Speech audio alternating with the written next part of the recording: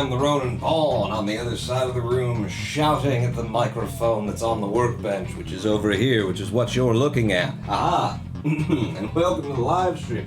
Welcome back to twitch.tv/Ronin Pawn live stream, your only source for... I just gotta settle in here, make sure I got all the things, turn the music off, and I can join you over here at the workbench. Grab myself a fat tire. And add a fat tire to what we're doing. So are we good? Everything going good? Does the sound sync up and everything? Hello, Jermasian. Welcome back to the stream. How you been doing? Huh? How have you been doing? Me? Let's not talk about me. How you been doing? You know, we don't talk about you enough. It's always about me here. You know, we get together and what do? We spend the whole time it's just me. Tell you what I've been doing. It's good to hear that you're good, Jermasian. Yeah, we're, what are we doing today?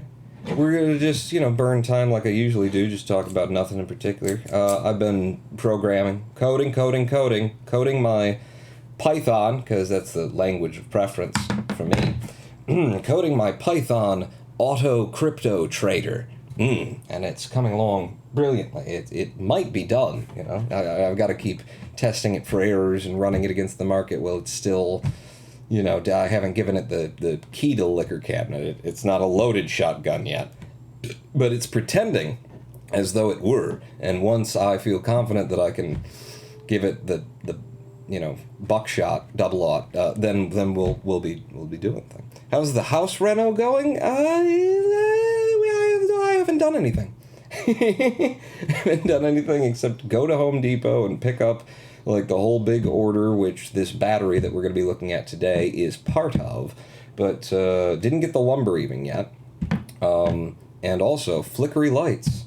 God, what is wrong with this room? The asshole who wired this room up just oh, that was me. There's something wrong with the wires that couldn't nobody could have done that better. It's just there's but yeah, the house reno, I put the speakers up. Oh, I put the speakers up. You know what we could do as a way of, killing time and making the live stream into something that's worth watching and stuff. Let's look at my Twitter post about it, and I can show you the pictures. The speakers that we worked on in the last one. Yes, I'm on the other side of the room. You can hear me.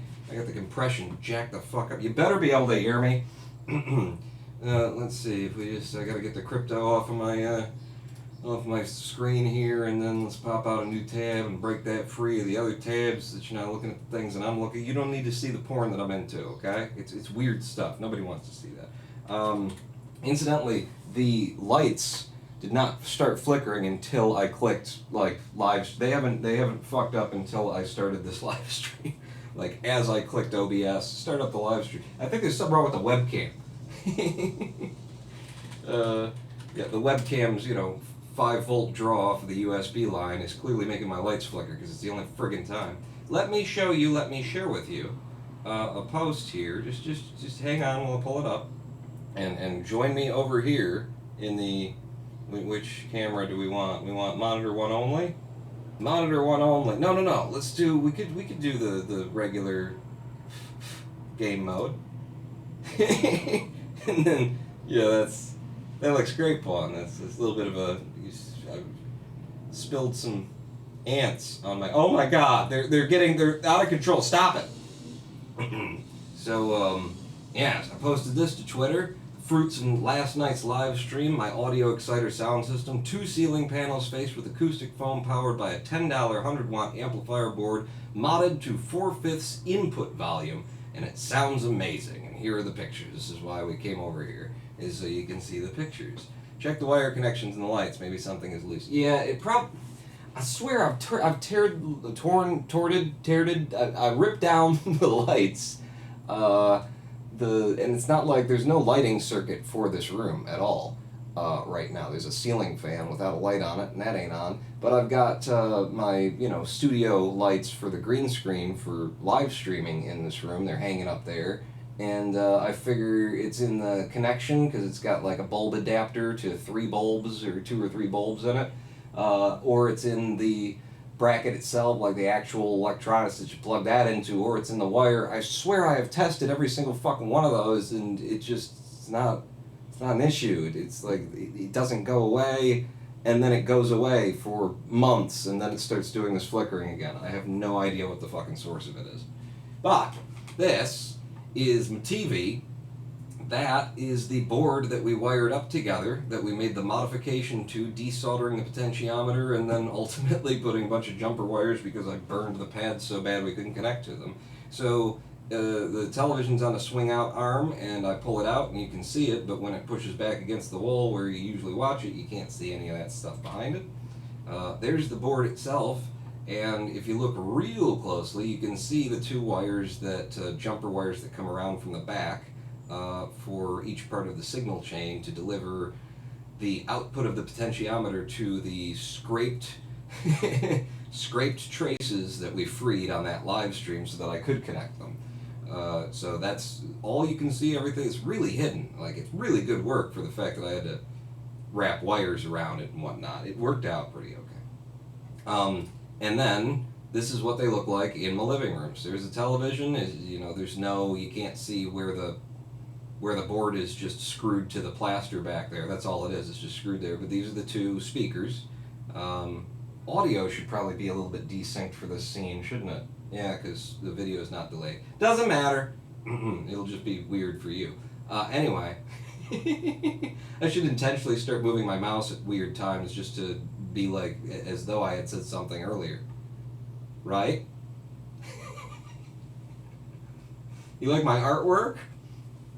You are illegally parked, and City of Detroit and its agencies will demolish this wall, which is the wall that is going down, that leads into this blue room. This is the wall that I want to tear down. It would come out to about there, where the actual wall in this room comes through, along that line. So it would come to about there, maybe a little bit further back, something like that. And then I want it to go as far as it possibly can over here, but since this is the front of the house and this is a, load-bearing wall, it'll be out minimum 16 inches to the first post, and then I think my dad and I figured out a good way to do it where I don't have to tear out the things that are already there, where we end up stacking multiple 2x4s together, and then I had always planned to do this before talking to my dad, but bolt them together into what will end up being like a 2x6. A 2x6 by 10 because the ceilings are 9 foot tall. That's the wall that's going to go. These are the speakers. This is how I've had them hung for a year, so just putting them back up there. Sound has always been great. It's still phenomenal. And the modification that we made to that board to limit the amount of volume that I can crank out of it has been perfect. We watched a movie that was it's movie volume, kind of on the quieter end of movie volume. And we watched that the other night, and we had to turn the television all the way up to 100. The speakers are all the way up to 100, the amplifier board rather, and it was the perfect level of audio. No shaking, low, oh my god, are the exciters going to rip themselves off things. So definitely an improvement. More improvements to be made later in our together. Is that Alexa? Alexa? Where's Alexa? Where is she? Here? Do you like my masks? I made these out of paper mache some years ago. Don't ask me about my age. Some years ago. This one was for a short film that Brandon and I were working on together, and then the other two were basically me building up to being able to make that one, and then maybe this one was after I knew what I was doing, because that's the best looking one. But masks made of paper mache that have been sitting around for years and they're still just fine. There's no rot to them. It's incredible. The thing at the bottom, what thing at the bottom?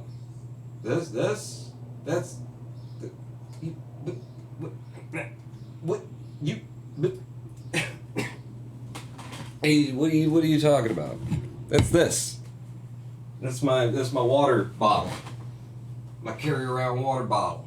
So I could, drink, because I'm a baby and I'd spill it otherwise. It's that is what it is. But yeah, so those are the fruits of our last little project on this workbench. Speakers running great, sounding great. Modification works perfectly. Loving it. By the way, hello, make it pies. Oh God, what am I drinking water for? Well, because the beer went to the other side of the room. Damn. I thought I had neutered the beer so that it couldn't move on its own, but apparently that's not the case. Anyway, welcome back to Bench, and, audio sync. So yeah, today we've got a new project in front of us. So I had a power outage. Don't have them very frequently here. Like our power is very good. DTE, Detroit TE Energy Company is who I've got, and they are actually really good in the Detroit area. People in the suburbs around here and the surrounding counties and stuff, they hate them.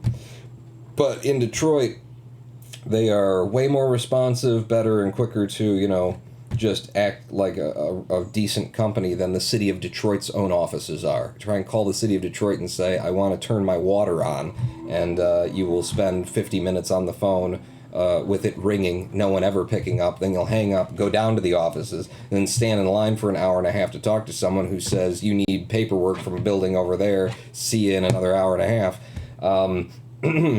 So yes, DT, very good. Every time I've had a problem, they get out here and they fix it quick. But they had a massive power outage issue that went across a lot of areas of Detroit and in the suburbs after a big windstorm that was after a flood. So we were down for almost 24 hours, or maybe right at 24 hours is how I remember it anyway. In that time, friends, because I've been trading in crypto, I missed an opportunity to make a lot of money because I could not get online, I could not get on my computer, and I could not trade.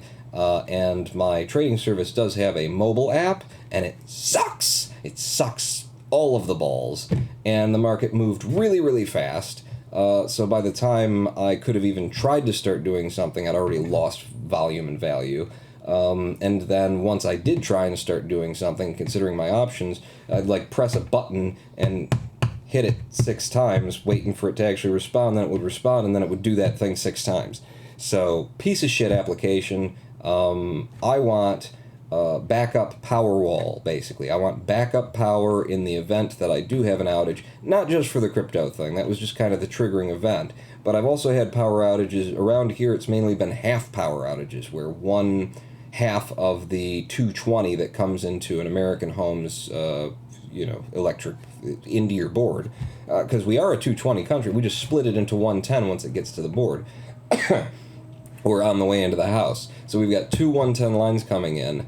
One of them will fail. That's happened several times here. And when that happens, you've still got lights on certain walls, certain things still run, but you don't have, you can't draw the amperage to really kick something up that needs a lot of it, like, say, a furnace, like, say, a gas furnace. I'm not even using, electric heating. It's gas. So it doesn't need that much electricity, but it does need a healthy amount of electricity to spin up the...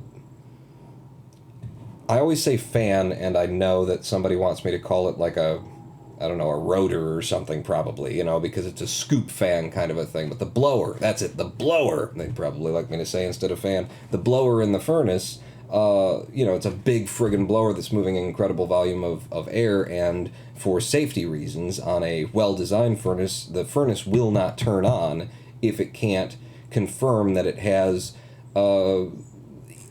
probably a slight excess of what it expects to want for its fan. So my furnace, when I'm in those, brownout, those half power modes, will check the power and find out that it doesn't have, maybe it couldn't draw 600 watts if it wanted, when it's only really going to draw 350, 450 watts or something like that.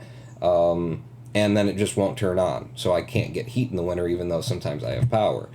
With this system that I have planned out, I think I could actually, spin up my furnace using this power wall solution that is not a wall, but it's what people are talking about these days in terms of, when you're doing this kind of backup battery power solution, it's a power wall because of fucking Tesla. And, this is not lithium ion. Since we're talking about Tesla and power walls, this is not lithium ion. This is a lead acid boat battery. 100 amp hour, which is a little bit, not a lot, but it is enough to run a lot for quite a while. You know, like I say, our power outages are infrequent and tend to be fixed pretty damn quickly. So if this thing can cover me for 10 hours, or if I can just have it around to like be able to put the refrigerator on it, when the power's been out for like 6 hours, instead of running out and getting a bag of ice, hook the fridge into it, have it kick up, do one of its cycles for a half an hour, unplug it, that would be great. Like, that would be the main issues of having a power outage solved. Either I can run the furnace in winter, or I can run the refrigerator in summer, and with, you know, the excess of power, I'll be able to run my computer with just the one monitor on.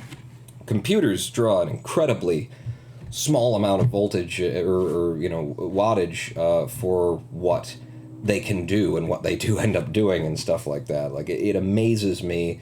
I think, I'm not sure because I've changed my CPU so many times. I'm running an AMD Ryzen 5 something. It's a 6 real core 12 virtual core chip that I think I've got clocked at 3.9 gigahertz. I've got it overclocked. It's up toward 4 gigahertz.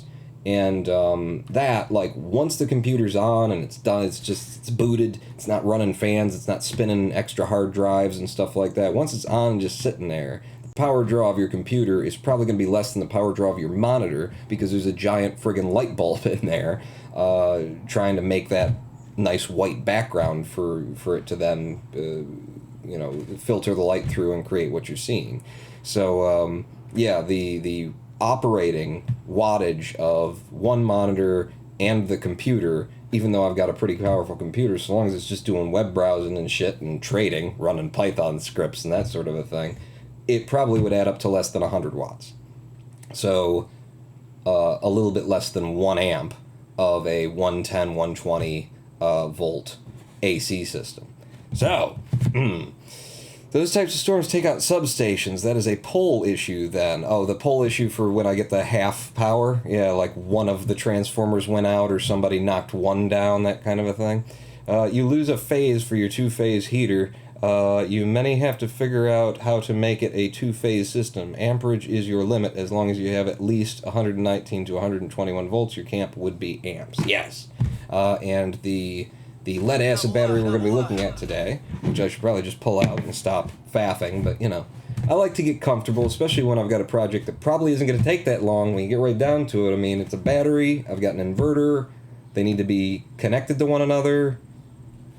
Kind of done. Now, there's more to it than that, but not a lot. Condor70, thank you so much. Welcome back to the Big Dick Club. 9 months subscribing to the Ronin Pawn. What the hell is wrong with you? Here's a beer. Have a big dick beer. Shove this big dick in your mouth. This big dick beer in your mouth. This beer. You put it wherever you like it. I don't care. Hell of a way to thank the people who support you monetarily. Hey, shove this dicky. All right, shut up. Without further ado, let's get this bastard out that I've been talking about. Oh my God. My dad and I actually went and picked all this stuff up from Home Depot, and he waddled in with this battery that I'm about to try and put on this this table, this plastic folding table. He waddled this one in, so I haven't lifted it before, but oh yeah, that'll be a good workout. Okay, hold, table, hold. Okay, maybe we can trust it. Maybe. I really should, you know what, this is a bad place for it anyway. Let's put it to the left, because it needs to come out. Alright, so, we've got some foam that was put in the box. This is interesting, maybe you can see right there. This is the side of the box. What you can see of it, plain brown. It is plain brown on this side. It is plain brown on the other side. It's plain brown all the way around. This was shipped to Home Depot.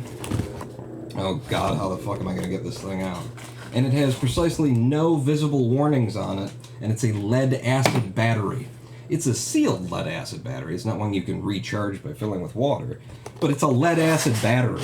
There's fucking regulations about it. Like, even if they're carrying it on their own trucks and driving it in, you can't just not have a fucking label on the thing. They brought it to me on its side. When we went to pick it up, it was lying on its side. This is like the one thing that you'll ever receive in life where it actually matters. Uh-oh. Hang on. I need to check the markets. This is the one thing that actually matters when it says one side up. You're really not supposed to put a lead-acid battery on its fucking side. I do have to check the markets, though. Give me a second. Because they were moving in a direction that could mean I'm getting ready to change some numbers and maybe start making some money. So just bear with me here, because yes, indeed, the numbers have changed. My figures should have updated. Are you kidding me? Are you kidding me? It did update. Where the hell is my line? It's supposed to print a certain line that I told it to print when it makes a certain decision. It's got the fucking code in there. Is it just my eyes that aren't seeing it? Where is it? Oh no, that's right. I've got it in another function. It doesn't matter. It did the thing. I've got I've got the numbers. Bear with me. I just need to make money in crypto. Just real quick. Markets are doing terrible today. I have been making money. I have been since 1 week ago, I've made 700, probably 700 on top of what? No, 800. I've made 800 in the past week. Where am I? What am I doing? You're changing your script, your auto buy-in, buy place. Buy. No, it didn't update, did it? What the fuck is going on? Hang on. Things are not as I expect them. I'm going to have to run my simulator. Yeah, and I would bring you with me. I would show you the screen, but then you'd steal all of my secrets. So, and you just make sure, yeah, I can run the simulator. Run the simulator. Okay. Yes. Sure. Whatevs. Simulator. No, I shouldn't have closed it, but it's fine. I just need the log from the simulator to tell me what my numbers should be in reality. And we're saying we would buy at yes.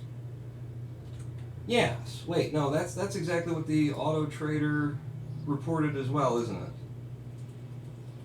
Yes, I just didn't notice. Because it's a perfect fucking wow. Wait, no. What? I'm very confused by the numbers of. I've never done this well live streaming, so give me a second. I might actually have to focus on it. So the simulator says my lower is that and my upper is that, which is what it already is and already has been. But when I look at the chart, when I look at what happened in the past candle width. What the fuck is the goddamn... There's too many things open while I'm live streaming to be able to do this. Oh, no, that's right. Because it didn't get to, yep, nothing changes. Nothing changes. I'll just create a new alert, though, so that it will remind me if things get to a place where I want to do a thing. There you go. Wake me up if that happens. All right. I hear you. We're back. I misread the market. Misread what I was looking at there.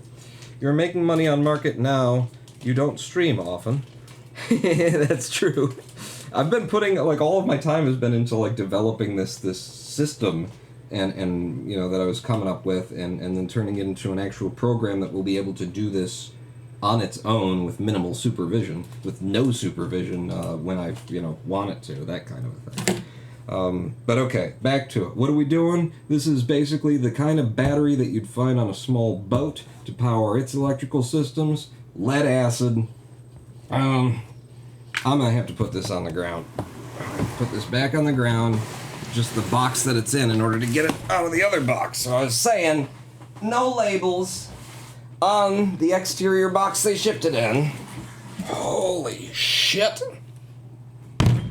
Oh, I should not have dropped it like that for effect. Except I didn't. That was actually, I couldn't hold it up any longer. This is the box that it was shipped in.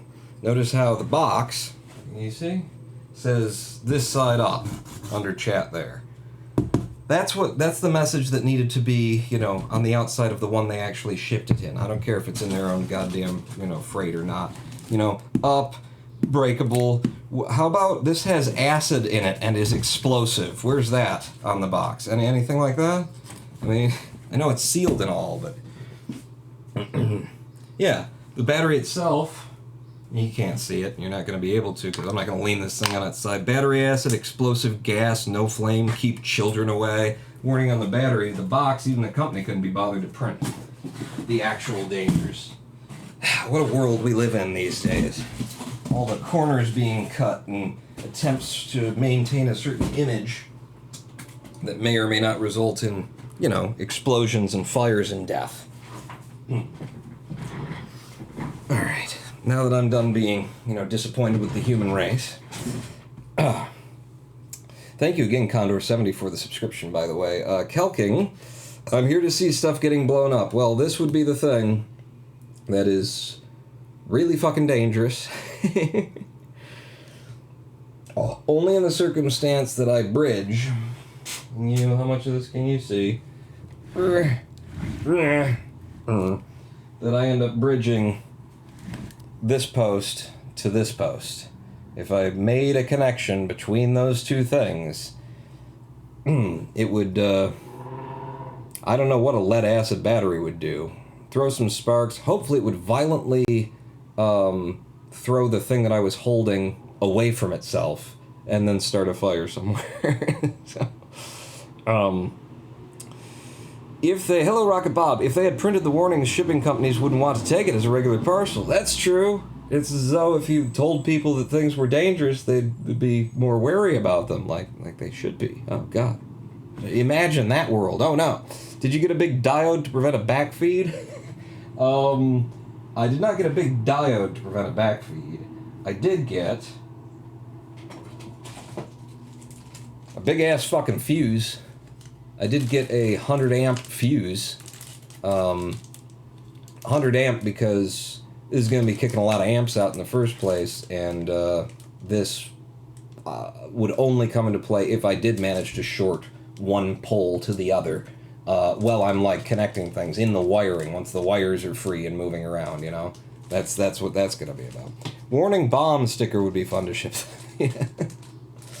But yeah, we've got the 100 amp hour, 12 volt lead-acid battery. We've got a 100 amp diode there.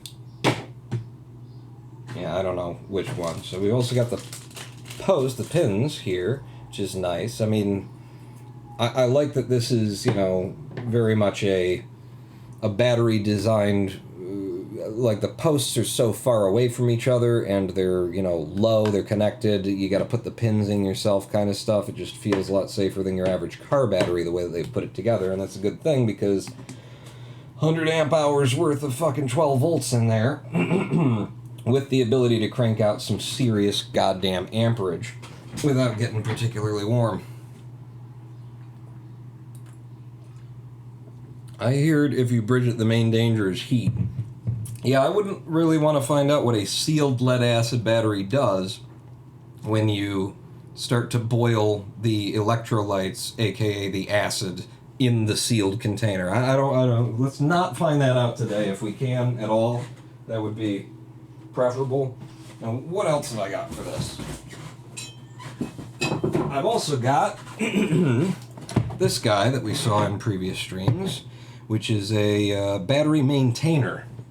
Wow, this is just fucking huge. It's just eating the shot. If I put it like that, maybe you can actually read a little bit of the label. Battery maintainer, basically a trickle charger is what it comes down to. 2 amp rapid charge. 2 amp rapid charge. Oh my God, that's almost as fast as a cell phone charger. That'll fill this thing up in no time. It's intentionally a trickle charger. They say rapid charge. 2 amps. like up from here, like the next level from like a trickle charger that is 2 amps is immediately like 8 amps. They don't fuck around with the in-between places. This trickle charges the battery so that it will have a longer life. The harder and faster you charge these things, the fewer times you will be able to recharge them. So, we've got the Stanley 2 amp waterproof charger maintainer, and again, this is all basically what I'm dealing with here is stuff that's mainly geared toward and designed for, you know, boats, for people with small boats that want to have some electrical functionality on there, and this is exactly what you would, you know, it's actually got screw holes and everything for the idea that probably you'd, you know, rent your space at the marina, and then you would hook one of these up and run it to your battery inside the boat to just keep it alive for the 6 months that you're not using it. You know, because what is a boat if not just a money pit? I don't have a boat, by the way. I just started trading crypto. I'm still very, very poor. I haven't even made the money back that I lost after the Bitcoin bubble. But things are looking very, very up. So all of those things, and then the most important part of this amalgamation, 700 watt pure sine wave inverter. This is the box that turns the 12 volts DC coming in from the battery into 110 volt AC, 60 hertz, just like what would be coming out of the wall, and in fact better than what would be coming out of the wall because this conditions it better. Pure sine wave means that it's making sure that this is like the power coming out of here is going to be probably cleaner than what comes from the wall, meaning that you'll be more than happy to be able to use this on a computer or sensitive electronics that require, you know, a real looking AC power signal. They do lithium-ion batteries for boats now. They can charge much faster and have better capacity, but they're hella expensive. I actually considered that. And more so, I didn't think too long about it because this is cheap and gets her done. But also, I think there are a couple of, like, there's benefits and deficits to be considered in there. And I was just looking at it again today because here's my premise. Follow me with this. Tell me if you like this. All right, lithium-ion, but made out of, like, not 18 650s, but 26 650s. You know, so like what Tesla makes, you know, powers the cars with out of the 18 650s, but slightly bigger. You can get 26 650s that can put out, I was looking at it today, looking at some people, you know, who had run heating tests on the batteries under different amperage loads. And you can get 26 650s that can handle a 25 amp output without going above, like, well, being in their normal operating temperature zone. So if you were to build a battery, a 12 volt battery out of 3 strips of 3.73 in series strips of 3.7 volt lithium ion batteries, each of which could handle up to a 25 amp load, but intending to use it as a 20 amp load. So that would give you from 3.7 times, what was I saying? 3 strips. 3.7 times 3. What you're really looking at in a 3.7 volt battery is going to be that at its maximum charge, when it's completely full and ready to go, and, you know, when it's young and spry, you'll get up to like 4 volts out of it. 3.7, you'll probably see 3.9 something volts out of it. So at the top of it, it would be 12 volts. At the bottom of it, it'd be more like 10.5 volts. So you want to do something, it'd be better if you could get that into the range where it's like starting with 12 and a half and then dips down to, you know, 11 instead, and it's closer around the 12 volt range. But, you know, any battery is going to have a swing like that. This thing is built to accommodate for it. So, like, 3 strips of in-series that are then junction together in parallel in order to take three 3.7s and turn them into one 12-volt battery, where because you're drawing from each of them as a strip in series, the 20 amp load is a 20 amp load from each one of those strips. So now you can actually put a 60 amp load on this battery that's made of 3 rows of in-series lithium ions. And at 60 amps that you could draw off of that system with those lithium ions, this is how I understand the math to break down. Correct me if I'm wrong, because I'm about to put this whole thing together and I don't want it to explode. So this is going to generate 110 volts. Let's just say 120 because the math will be easier. Let's say it's going to create 120 volts for us. And this has 12 volts. So in order to get 1 amp of 120 volts out of here, we need this thing to poop out 10 amps.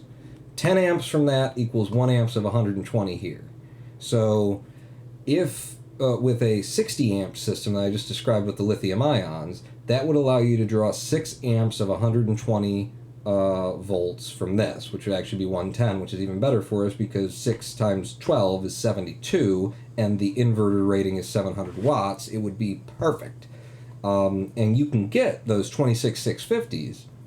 I don't know if you can get the good ones that can draw this kind of amperage. I would have to look into that. I was just looking into it today, but I'm not serious enough about doing it yet to be pricing it or anything. But you can get those 26650s and 2650s and lithium ions of the like for, I saw in a quick search on eBay that I could get, I think it was 32 of them for about $30 for every 8. They had said, they come in packs of 8, and if you buy 4 packs of 8, then the price down to $30. So $120 to buy all of the lithium ion batteries.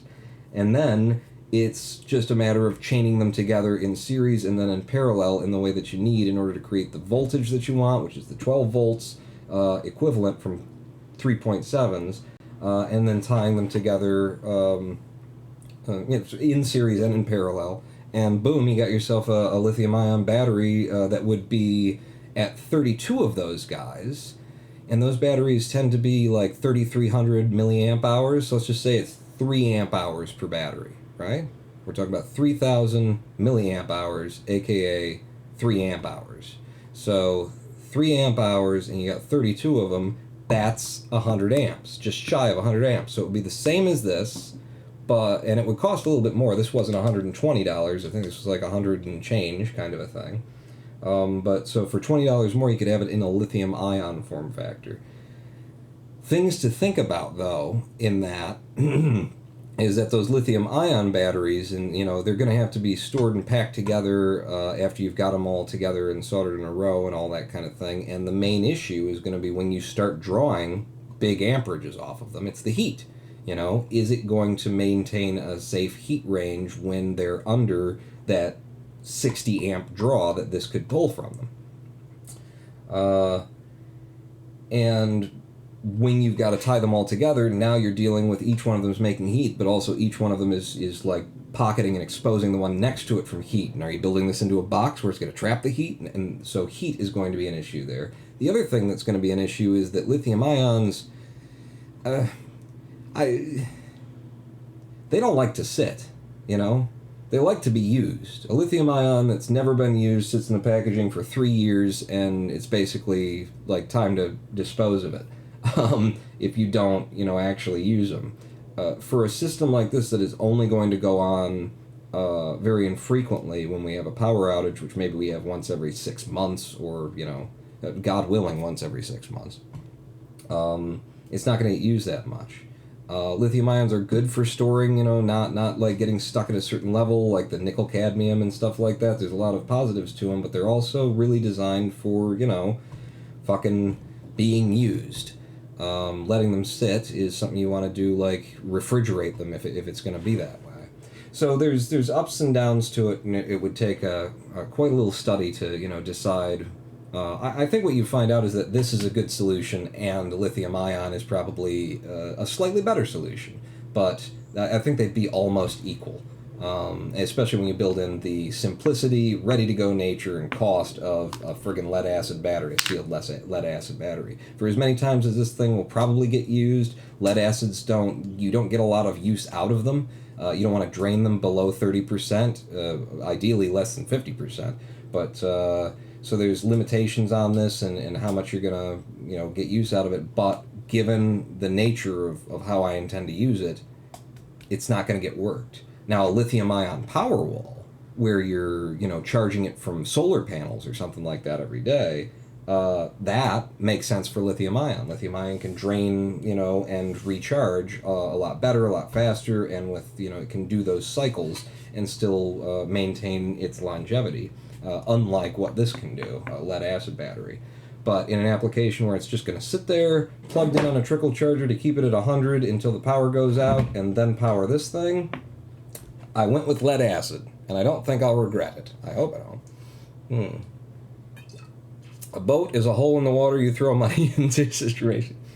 Rocket Bob says, this is true. If you want to have lithium batteries sitting around for a while, you have to get them at some precise charge level, usually around 35%. And I wonder what the charge is on this, what they shipped it with. Which we're going to find out, because this is not all of the equipment. I forgot, friends, lovers, I've misled you. Also, I got myself a battery capacity voltage, a 12-volt battery meter that can, there we go, it's not shining back at you now, right? Now it is. Now it's not. Now, yeah. So little charger that I said we're not going to like bridge the pins of the battery today. We're going to really try not to do that because we don't want acid explosion. We're going to do that with this because that's what this is designed for. So this is going to just bridge across both of those and just give me a very simple, no details, roundly guessed figure of what the power, what the charge level is.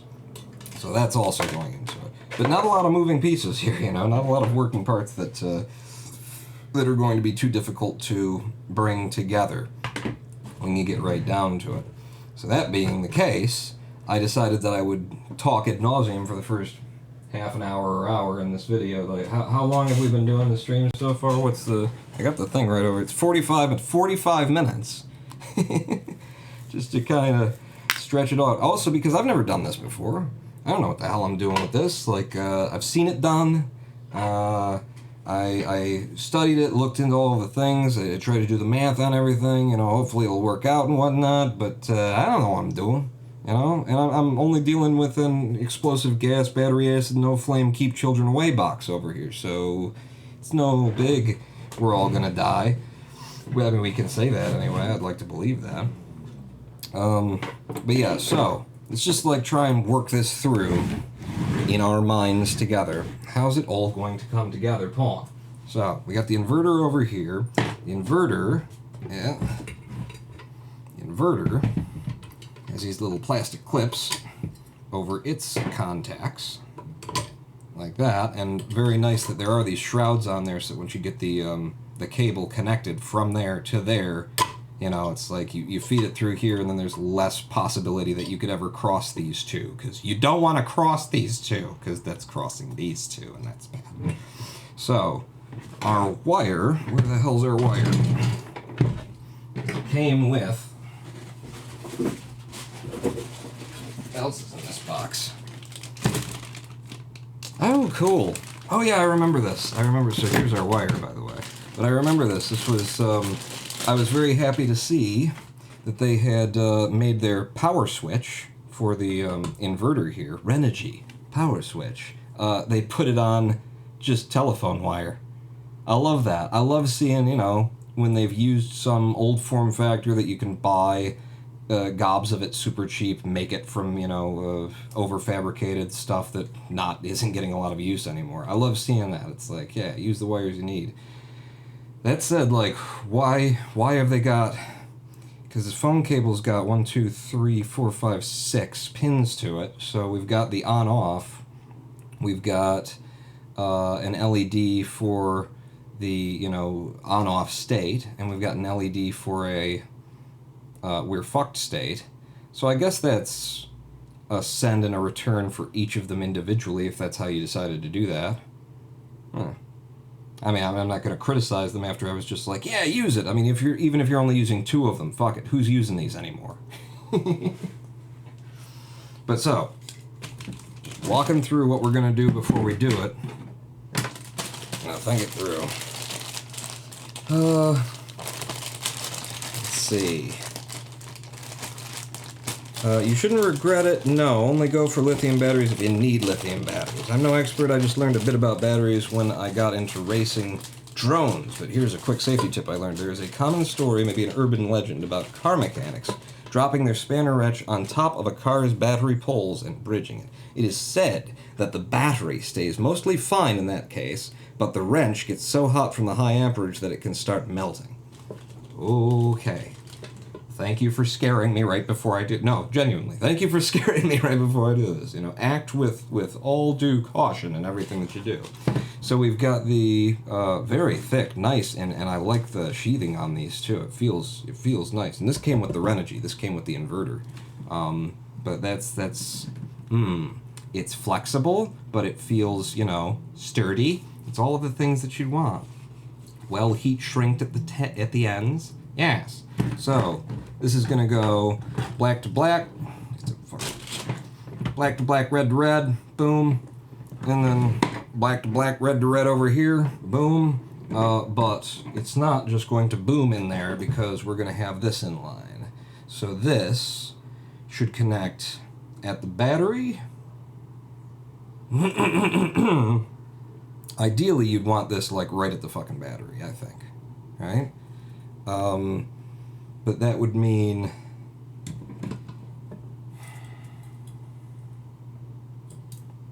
I don't like that it's going to be like a slippy kind of a thing on one end or the other, you know?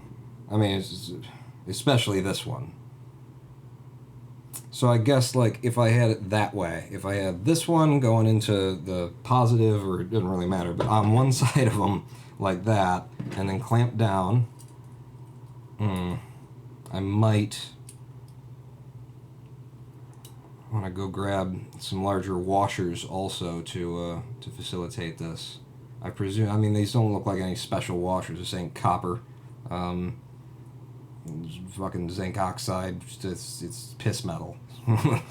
But yeah, maybe something a little bit bigger to help hold it down. Those nuts are very, you know, you look at them and you're like, wow, I wish they were bigger, meaner bolts rather. But having a low profile on this thing is worth its weight in gold, I think. I'm not angry at that.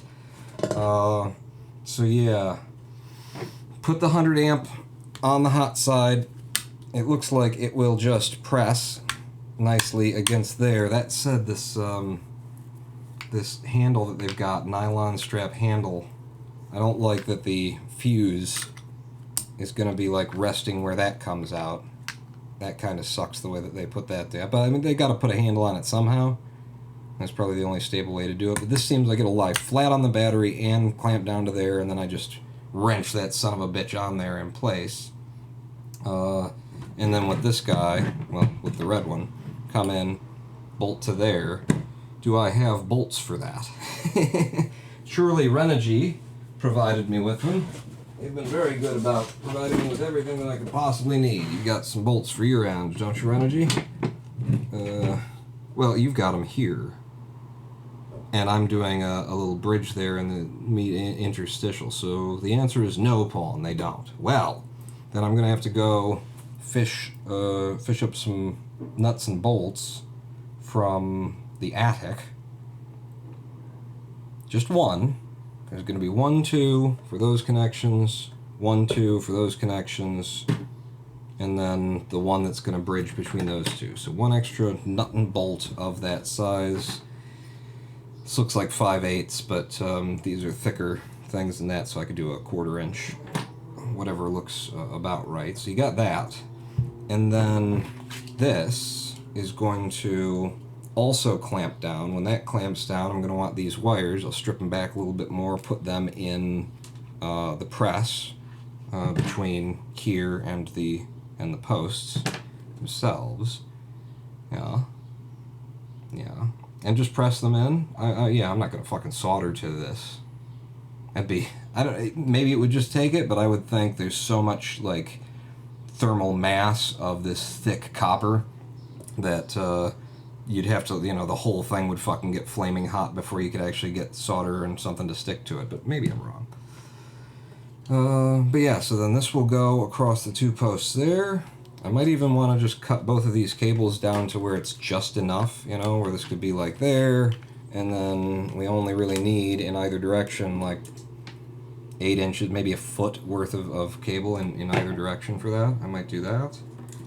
So this guy goes between those, that there, everybody gets clamped down, they get connected over here, and then this fella gets in the mix how?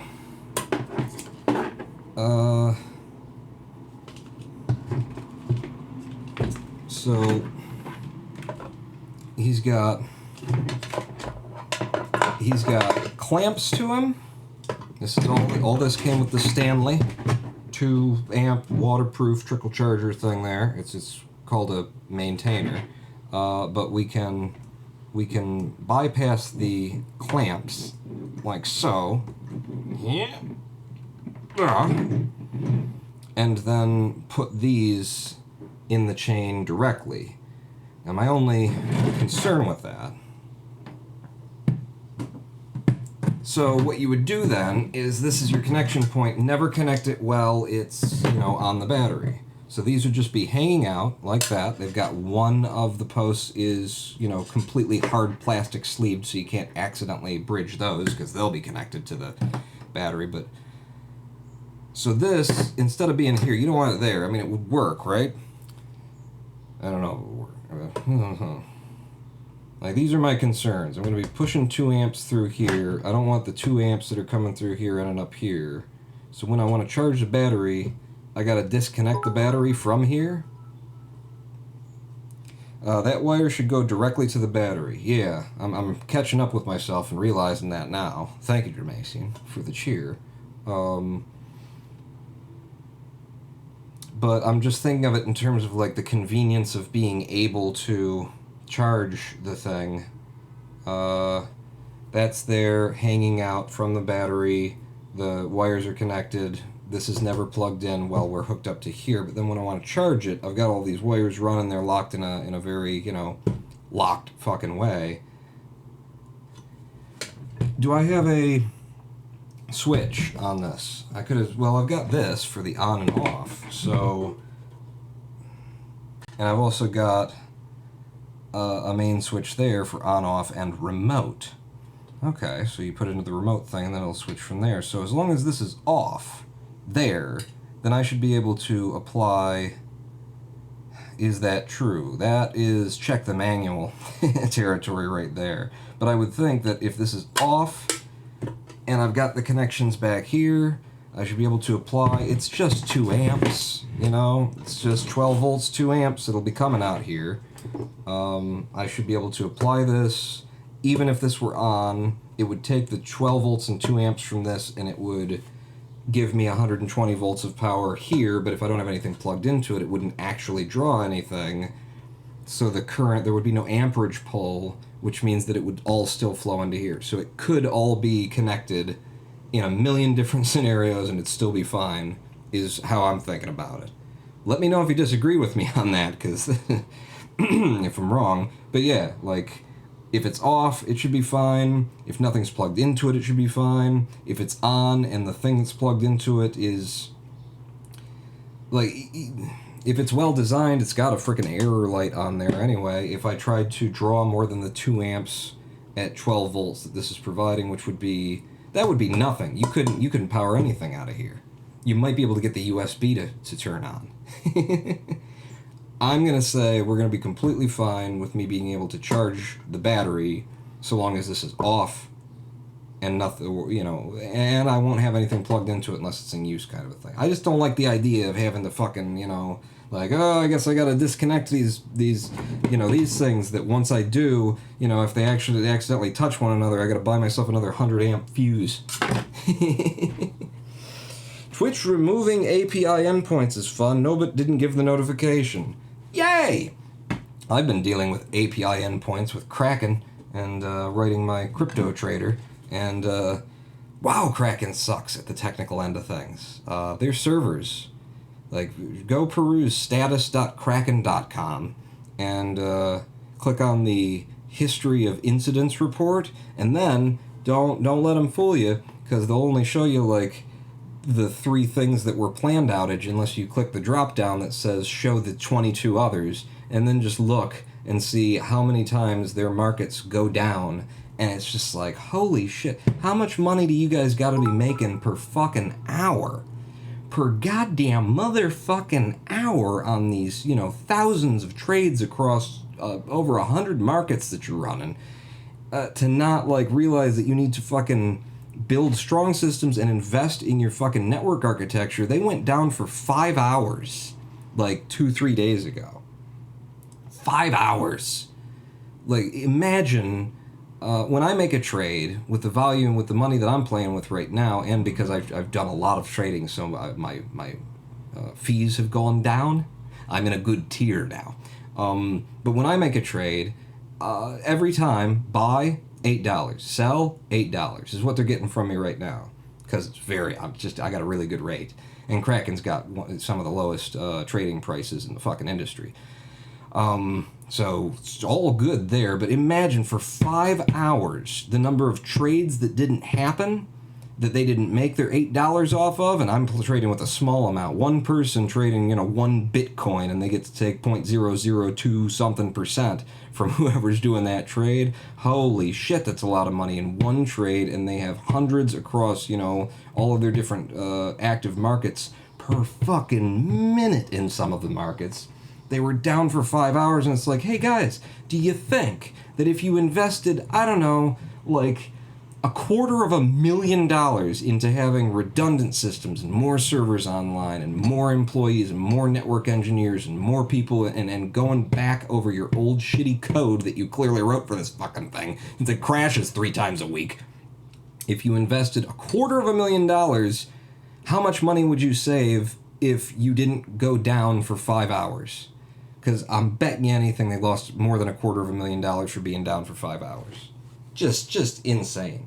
Insane that companies and people who have money don't fucking spend it and don't realize that they're losing money because they didn't spend it, and they're like trying to like run it threadbare on a fucking shoestring. It's like, what are you doing? Anyway, now that I'm getting good and liquored up, it's about time to, start playing with the high voltage electronics. It's not high voltage, it's high amperage. The stuff that kills you. But before we do, we're going to, of course, have a live stream break. We've been here for just over an hour. I've done nothing, which was the plan from the start. When we come back, we're going to get started. You might have to give me a little bit extra time on this live stream break. I might be gone for 15 minutes. Like, I will try and be back. That's my outside prediction, 15 minutes. But I got to run downstairs and I got to look for bolt nut washer scenario to sit in line here. I ordered things for, you know what? Before we do that, before we go to live stream break, let me just look around, because part of my Home Depot order was for things I'm going to do with the wall. Some of that stuff, I did order 1/4-inch bolts and nuts and washers and stuff. If I can figure out where I left it. Hey, hang on, I'll be right back.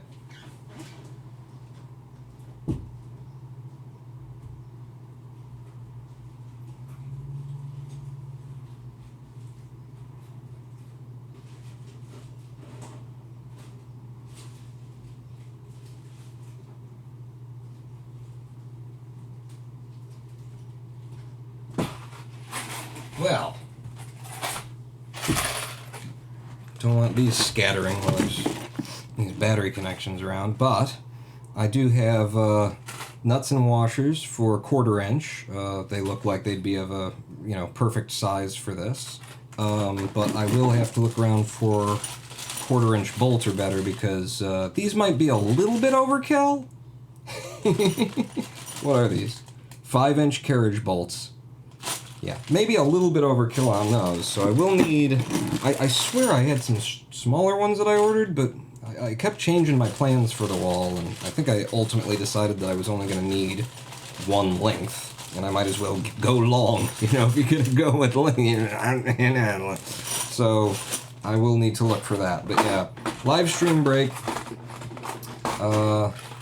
When we come back, I will hopefully have everything that we need to put all this together, and we'll put it all together, and hopefully no explosions. Or, depending on what you're looking for as a viewer, from my perspective, hopefully no explosions.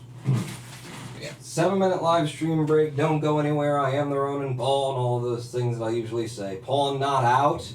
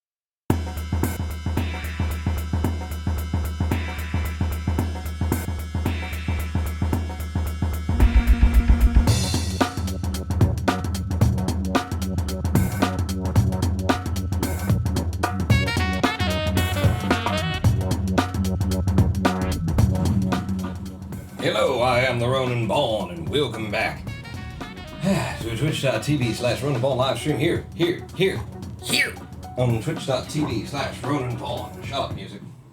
So, I said that this live stream break might be a little longer because I need to go hunting for a bolt that's going to help us attach the 100 amp fuse here between the battery and the cable.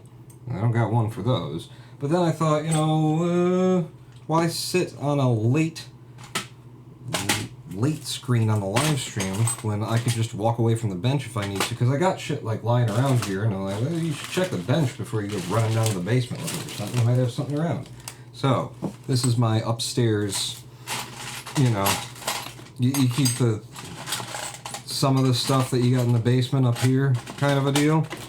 So we'd be looking for a bolt, got about that same diameter on it. Oh, Noah, hello. I missed you coming in. Jermasian cheered. Normally you would have the battery connected to a vehicle with electronics with people using this, so there shouldn't be an issue. That was before I went to break. I noticed it and didn't realize it's just coming back to me now. Sorry. Let's see. So yeah, we're building up the power wall concept here today. Quote unquote, big quotes around power wall. But yeah, we need a bolt that's about that diameter. And I don't see any bolts in here. Well, hello. That's an old brass fucking bolt. That would be... Yeah, good and rusty, and I think 5/8 and not 1/4. So thank God, because I wouldn't even want it to consider. I would have, it's gonna have to be actually a really, no, it can be up. It can be up. I was like, it's gonna have to be a short bolt because of no, you'll be fine. I mean, I could use anything else that's in here instead of looking for the match to the nuts I've got. I mean, it's going to be hard to find something that big. You know what I'm saying? They're actually Anyway, like, what do we got?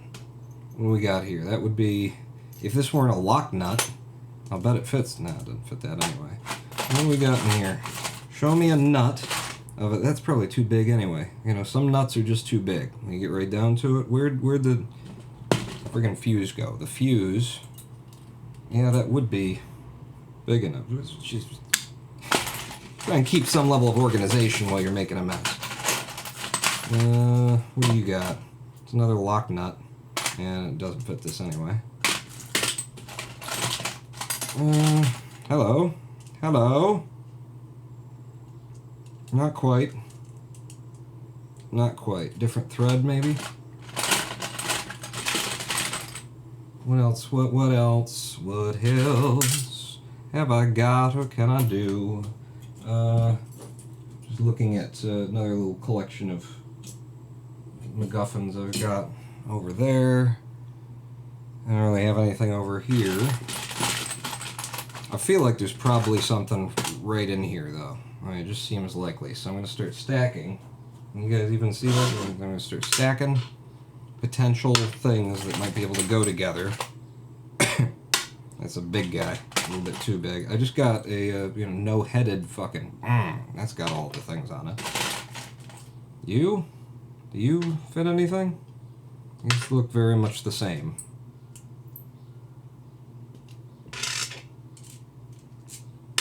Okay, so this is smaller than this. Or no, that's smaller than that. That's bigger. And then that's probably bigger than both of them.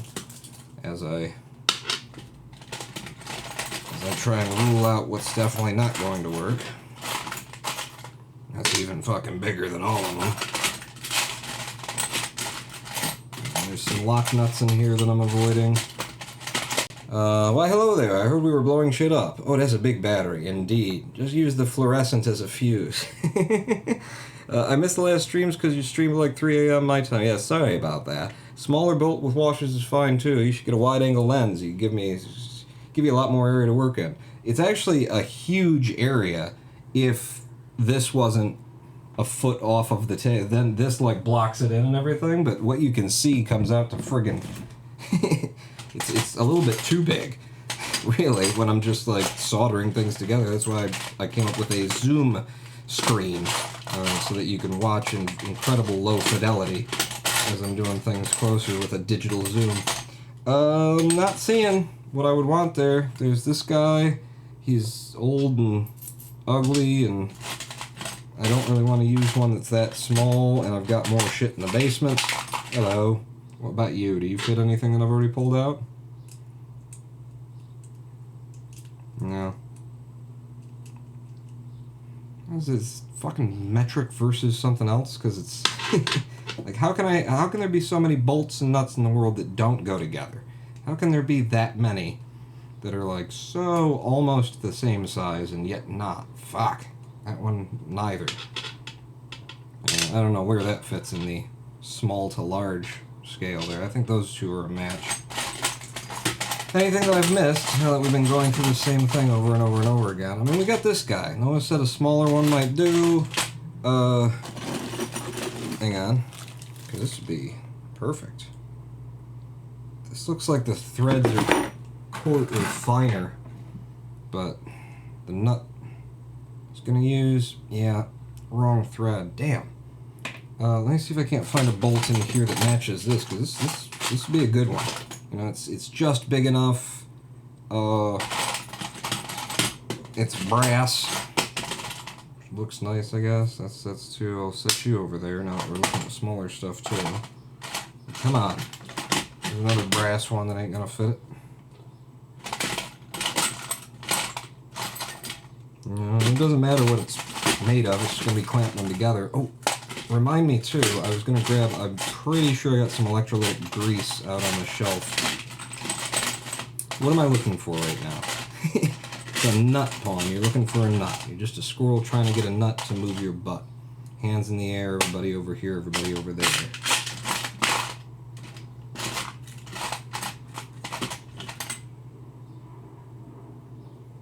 The music is my life. I don't know if I meant, I didn't want to, but alright, I said it now. The music is my life. Everybody dance now. How can I have just the perfect combination of every bolt does not match any other nut and they're all here? How does that work out? How do I manage to do that? Like maybe can I pair the brass nuts? Having some fun saying nuts. The brass nuts with one of you guys? And then we can have some, like, corroding over time, you know, two different metals in contact issues at our battery post. Wouldn't that be... Would be at the fuse, Pawn. Nope. Just different threads on everything. Jesus Christ. Throw the bolt in the trash, the end threads are messed up. Yeah, they all look like it is. Entire thing looks like a fire hazard waiting to happen, not gonna lie. Yeah, that's why it's I'm clickbaiting with the title of the video. And maybe I won't be. I mean, I'm hoping I'm clickbaiting. I'm really hoping that I'm clickbaiting. I'm gonna have to actually run down to the basement. Let's see. What we got here?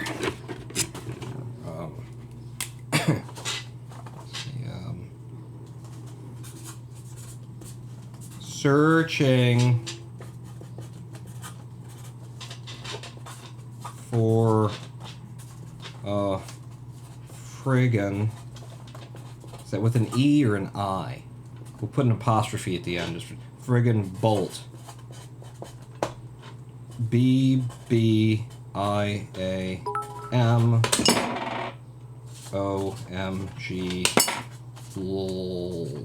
swords.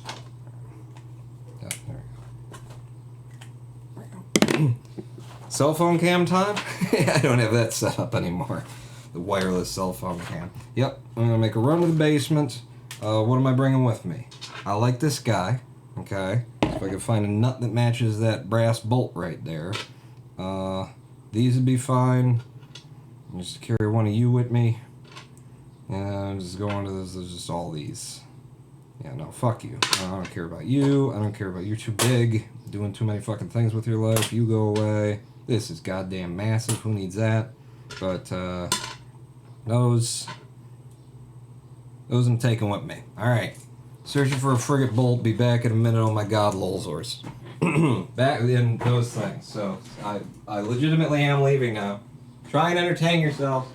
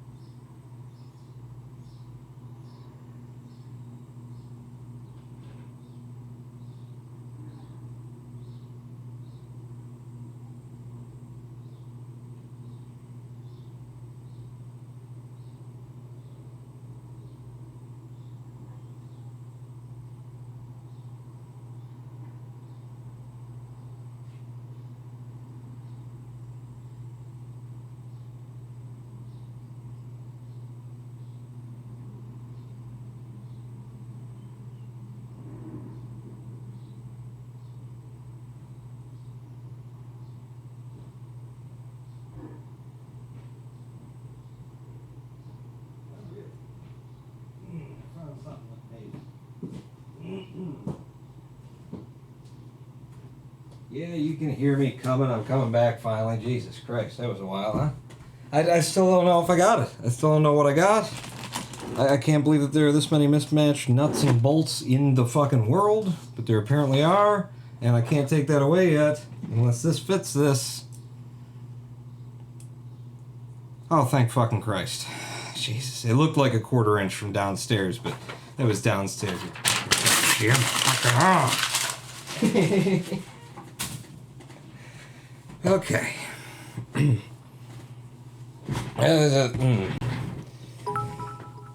Can you hold these for me real quick? The nuts? I had so many nuts in my hand I couldn't find one, rod. Couldn't find a bolt to go with a nut. I couldn't find a nut to go with a bolt. I had bolts and nuts. Lots of nuts in my hand, especially. Almost exclusively. These nuts, I got them. Okay. Why have you got multiple colors in your name, or is that like the Twitch app drawing my attention to your name, putting it in red when you've cheered? Because that's a lot. Thank you for the cheers. That's what I meant to say. That was the thing. We found one, and it goes with the pack of nuts and bolts that I bought for a different project here. So we got nut, we got bolt, we got washer, and we can double nut. So this one is going to go to the battery, onto the post, that end, and then this end, and do one of those, come through, and then this is going to be on the positive end, so this guy will be there, and then I can just pin it in. I do have compression fittings too. I should probably put some of those on there in this pack. What do you think of my present? Oh yeah, thank you so much for the, it's over here. I was staring at the, staring at the magnetic fields created by the, I can't pull it over, there's just too many fucking things on the desk. But it's the quad hands here.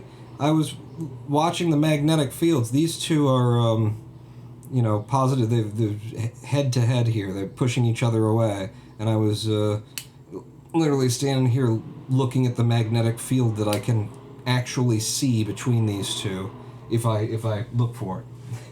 And drop some mushrooms. But I can, and I was very entertained by it. No, thank you very much for that. It came in handy on the last stream, which was very long, as all of these are, and goes nowhere. No, that one actually succeeded, and the speakers are up, and everything's going good.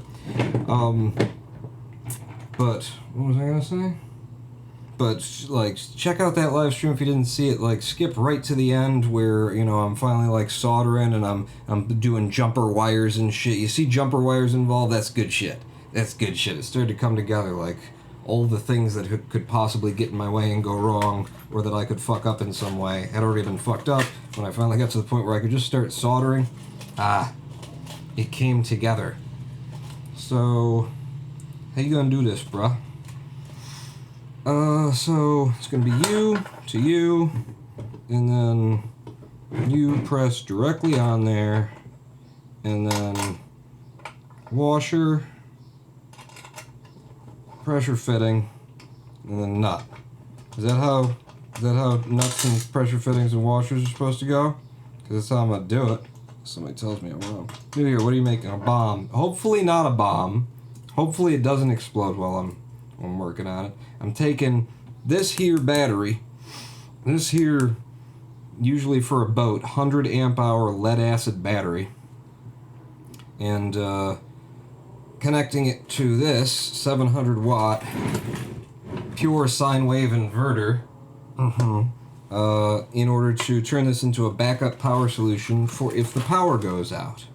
And I did some math. I didn't get deep enough into the math. I wanted to talk about the math. I did some math on what my draws would be and how many hours use I could get. If I were just running the computer, I think this would run for, I'd say conservative estimate, 8 hours. 8 hours just doing the computer. If I wanted to plug the refrigerator into it during a power outage to keep the food cold and then have to run out and get a fucking bag of ice, then I really have no idea. When the compressor's on the fridge, it looks like it draws just under 200 watts while it's running. So, you know, it tends to run, I think, for about 20 minutes whenever the compressor kicks on. I think it's like between 15 and 20 minutes when the compressor kicks on. But, like, I would be able to run it easily twice during a power outage, and they don't last that long around here, so that should be more than enough. This fuse, right now I'm putting a 100 amp fuse in line with the positive terminal that's going to go directly to the battery connection. And wouldn't it be nice if you had a wrench? If after all this running down to the basement and shit, you would have thought, oh right, I should have grabbed a wrench, shouldn't I? But instead I'm going to needle nose pliers and then flathead screwdriver because this is this is all I could fucking find. In terms of bolts that matched nuts. There you go. Solid connection there. No wiggle to it. Very good. And this end, I should have done it upside. I should have done it the other way so you could see the 100A, and it would look, and then you could see that, yeah, I'm going to take it apart, because it'll be better if it's upside down, if it's like that, and then this has to be, so yep. Alright, fucking things up. This is why we're, you know, in the title it suggests that it's entirely possible that we have an explosion at some point. 100 amp hour, 12 volt lead acid battery sitting on my desk here. I would say it weighs about 80 pounds. Lifting it up here was, you know, fine for me, because, I mean, have you seen us, do you know if there's a vet around? Because these pythons. But, yeah.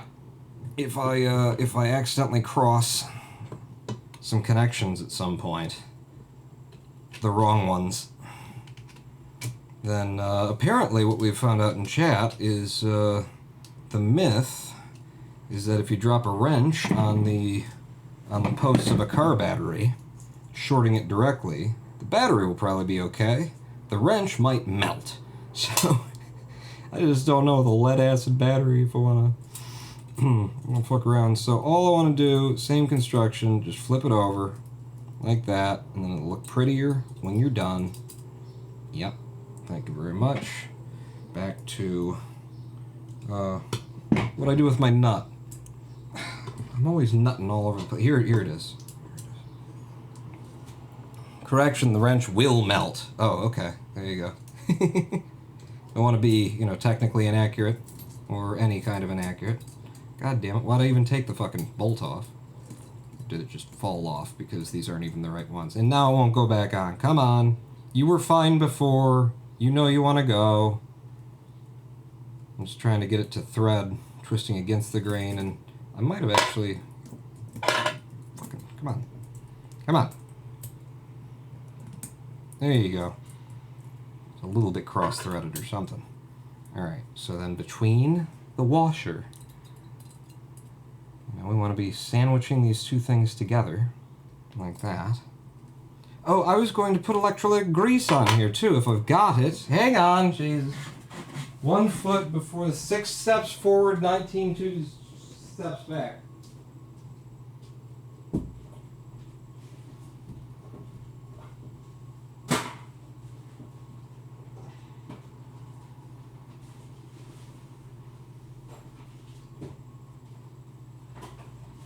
I swear I've got some.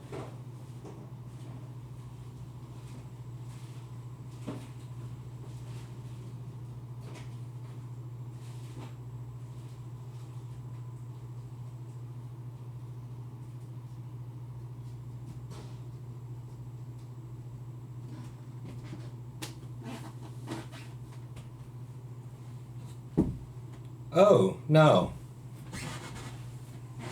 I thought I had electrolytic grease. I have dielectric spark plug boot protector. You know, the thing that blocks electricity. Let's grease it up with that. Let's just never mind. It was excess anyway. We didn't need to do that. We didn't need that. Just get all that shit off my hands before I clamp it back together. What were we doing? Where are any of the things I was working on? Alright, yep, just clamping it down. So, make sure you're putting it the right way. That is entirely the wrong way for the second time, you fucking numpty. It's gonna be like that, and then go in, It feels good too, like the bend on the cable. This is a direction that it's going to like. Good. So, grab the nut.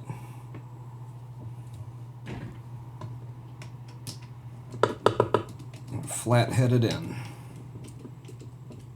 I got a little bit of a bite. Get it wherever I think I'll like it most. Good. It's a nice tight one. Grab the nut again, and I've got fucking wrenches. They're just downstairs with everything else. I don't know what I need. Like just a massive organizational effort of all the tools and electronic items and things. Yeah, that's a bite that won't quit. Alright, so now that will end up going to here, which you guys actually can see. See, this is way the fuck over here. You can still see it. It goes all the way out there and all the way over here. Spark plug grease is good enough for a little corrosion protection when you are done. Oh yeah, yeah. Yeah, put it over the top of it, not between the connections. But yeah, that's not a bad idea. So, I'm not connecting over here, you know, until we're completely done with everything, would be the idea. So, what else goes in line here? The positive terminal is going to go to the positive terminal on the 700 watt pure sine wave inverter from Renogy. I want to thank Renogy for not sponsoring this. I bought this myself. There are other inverters on the market. This is not promotion. What are you doing, Pawn? I don't know. Being silly. Do I want to connect this right here, right now? I don't see that there's any reason not to. I will want to feed it through the mounting clip first. I don't see there's any reason not to. This is just going to go directly to this. This is going to go directly to that. When I do connect the battery up, we've got a battery monitor, a charge monitor, somewhere in this pile of shit. There was one, I swear, somewhere in here. Bolts. So that'll go on the battery, and then the Stanley 2 amp waterproof battery maintainer, aka trickle charger, will be connected directly to the battery lead, so that's all on the battery end. All that needs to be connected here is the end of these wires, unless I'm stupid, which is also a distinct possibility. I will let you know if you are doing something wrong, Sister Mason. Well, thank you very much. And Ketchup, with the subscription, thank you so much. Welcome to the Big Dick Club. You will be receiving 3 inches in the mail this month. We know that that's not a big dick, but we assume if you're subscribing to me, you've already got something to work with. We're just trying to make it a little bit bigger. If you aren't satisfied with the 3 inches, just continue subscribing and adding to the length with each. I'm sorry, it's a stupid thing that we started at some point, and I just kept doing it. And here we are. Well, I'm going to flip this thing over, I think. Are you? No, I'm not. But from that side, I'll grab the needle nose, see if I can't get a... That's why I was going to flip it over, was so that I'd have some fucking idea where my grab is. Yeah! Wow. Yeah! Yeah.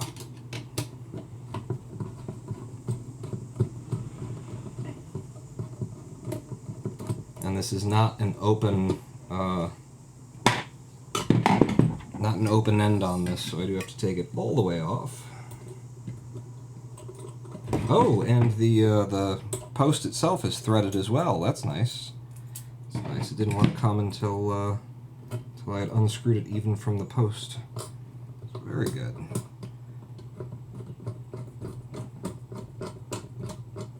Put you down there.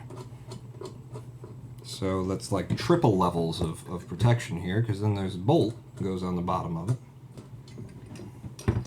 Try to get this straight.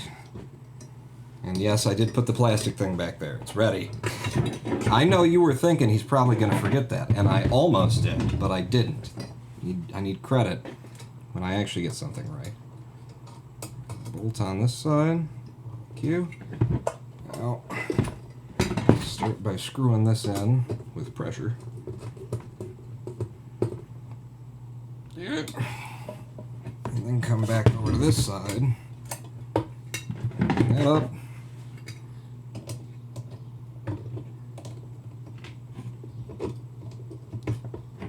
Wow, you're not going to give me a turn at all on this, huh? Just a little bit of a turn to make me feel good. No.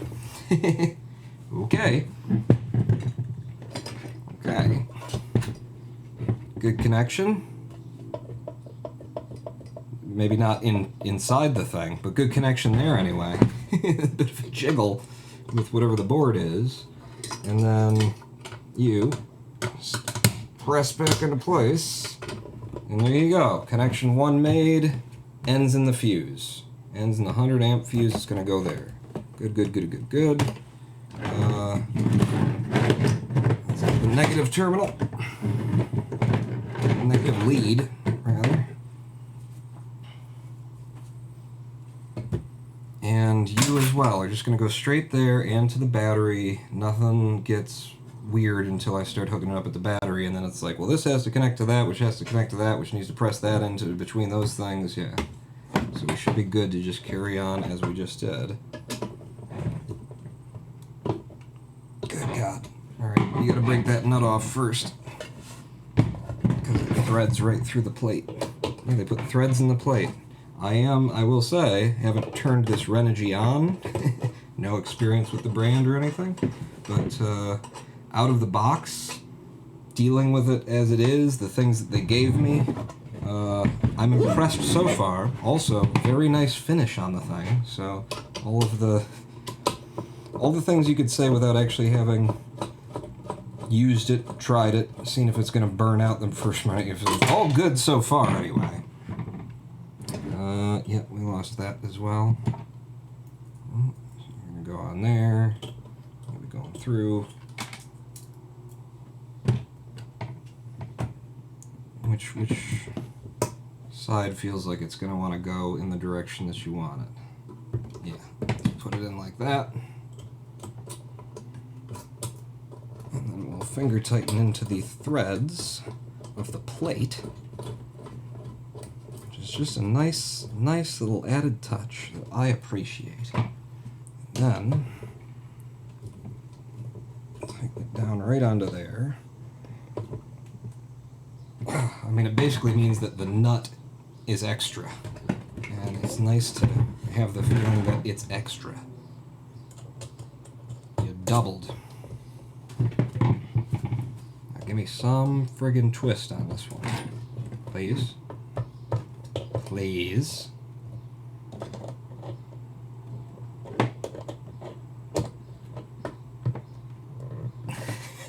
It's like, no! I did see, you know, a millimeter, half a millimeter, a nanometer's worth of twist on there. You know, it's not falling off. Oh, fuck.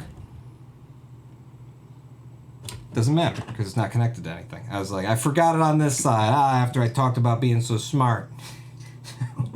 You're going to go there, you'll come on from this end, slide on down, clipping over the top. There you go, positive, negative. So far, no explosions. Good. We haven't gotten to the part where explosions are possible. Well, I could have one, just from not having my beer. Where the hell did my beer go?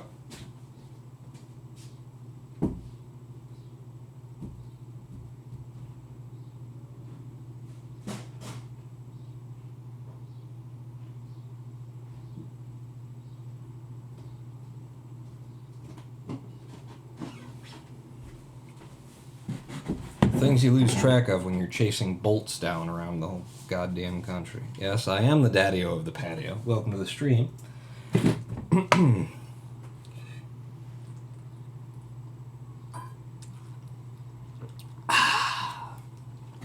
It's almost cached. I just like to be prepared, you know, Boy Scout. Bring your own beer. BYO. Beer. The nut just locks the screw. Yeah, it's a bit extra because the plate itself is threaded. So, what's next? actually making the connections to the battery. So this is where it gets like a little bit, oh Jesus Christ. So we've got, this is the battery charger from this boy, and 2 amp waterproof. So this, I want to have inline. Yeah. See how much room we're going to need. That looks perfect. So I want this to be in line, just hanging off. It'll never be connected until it is. Connect the negative to the battery first on your voltage meter. Strip about 1 inch so you can wrap the wires around the terminals. Sorry. Negative to the battery first. Get into the negative. This guy? I'm planning out the whole move set here. So this is going to go here. This one I'm going to trim. Let's do that now. So I don't need that much friggin' wire hanging off of it, and don't want that much friggin' wire hanging off of it. I will leave it a little bit extra, just so that I'm not making a major blunder as I do this. Where are all the good things that people have given me? Well, this one's at hand, so. Hey, free wire. This thing came with free wire. Awesome.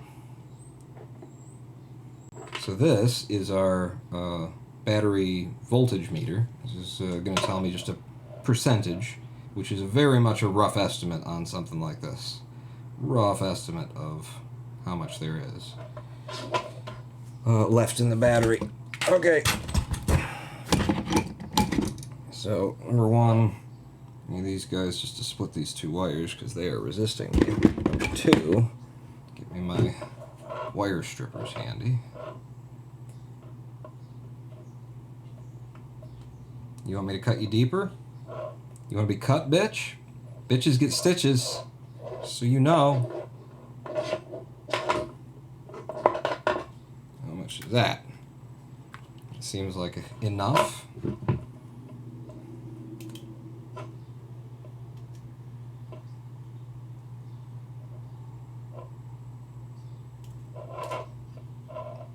Okay, the wire in here is aluminum, so that sucks.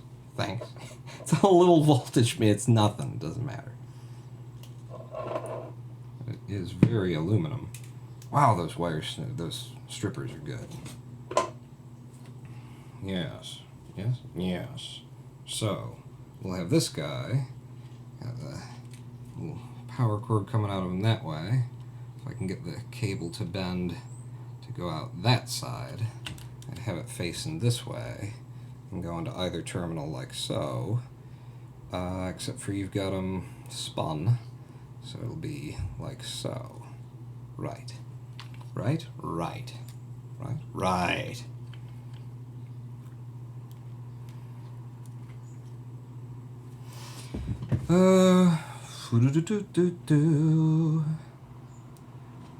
So, get you out of the way, because you're not coming in to play it all here yet. Ground terminal, negative terminal to here. You guys can actually see that. You can. I moved it up a little bit more. So you're going to go there. What else is going to go in line? This black wire is going to get wedged in there.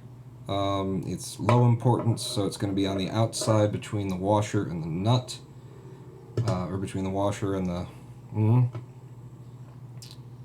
And the other thing that's going to go is the battery charger thing, the wires that I was just playing with, which are right here. So I'm thinking charger,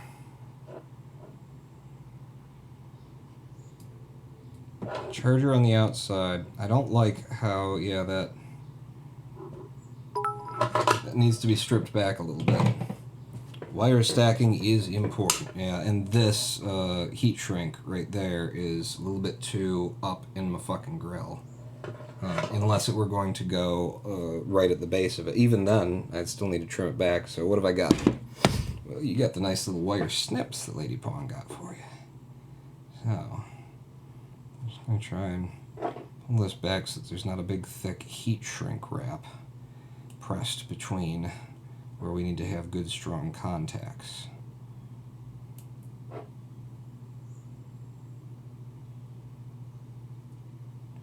Just chewing away. Don't want to get too aggressive with it.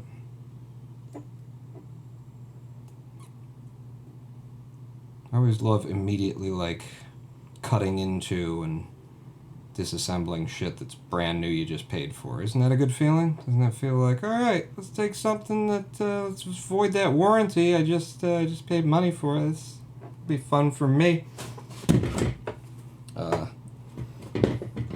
Be careful with them though. If you cut shit they're not supposed to, they're pretty much useless because you ruin the sharpness. I have heard that before, but thank you for, in case I hadn't. Basically, I've been told that if you're going to have these, you should have 6 pairs of them. And then when one of them gets shitty, you put it onto the shitty jobs. But that you will go through them and through them and through them.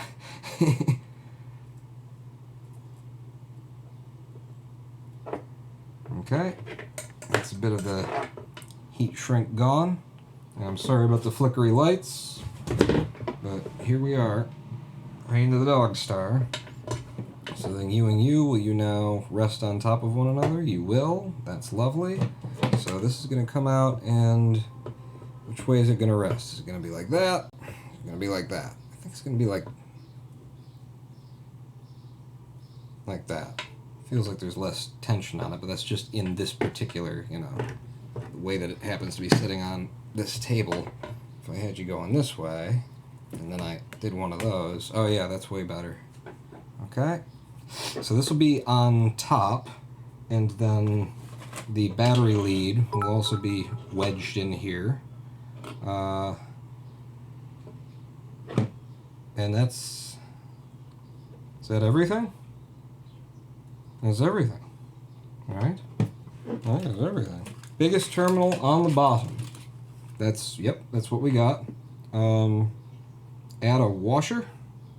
Oops. Well, I don't have to necessarily because they've got this. Where's that terminal? Where's that wires, rather? Just pull you through and kind of give you a little over the edge kind of a thing. Maybe I'll twist them first.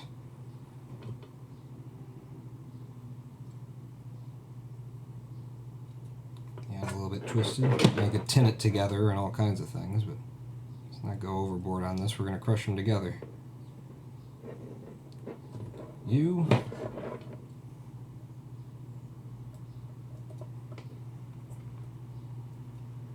You. And you. Yeah, that wire is going to be hard to get in there. It all... In fact, don't worry about the wire. I'll be able to squeeze that in a moment. You guys can see me over here, right? Yes, you can. Okay. Take the voltage meter, wire, and wrap it around the screw to make a good connection. Okay. Let's get it started there first. This is the negative, the black anyway. I didn't actually leave it much strip. Get right down to it. Maybe I should strip it back a little bit more so that I can get like a wrap. Huh?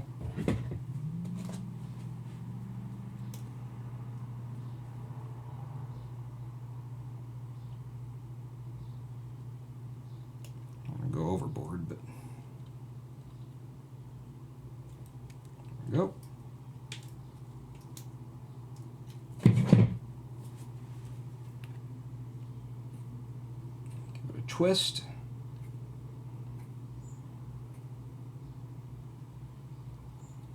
Try and twist from the end, but also get it to roll from the middle. I don't think I'm getting much of a twist out of that, but I also am not worried about this. So, down there, you'll curl around, like so. Still a lot of space. How far this needs to tighten down. I'm not worried about anything too much yet.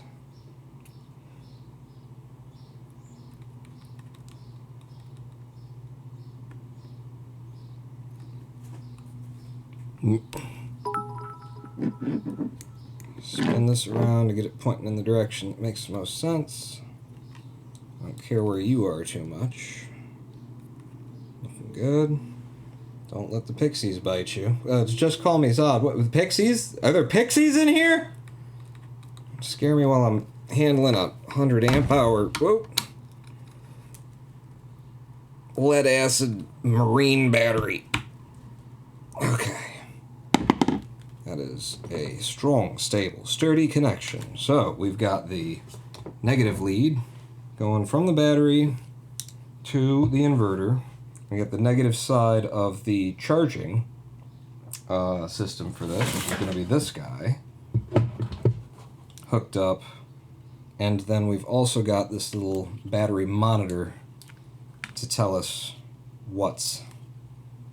how much voltage we got left, how much juice is left in there. And you know,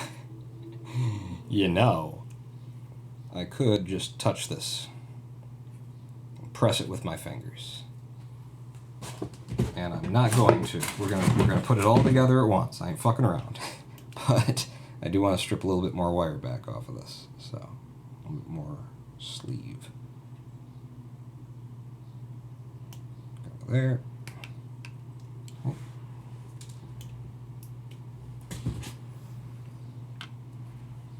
Give this guy a twist again. Actually, I'll twist the other direction because it'll be easier with my right hand.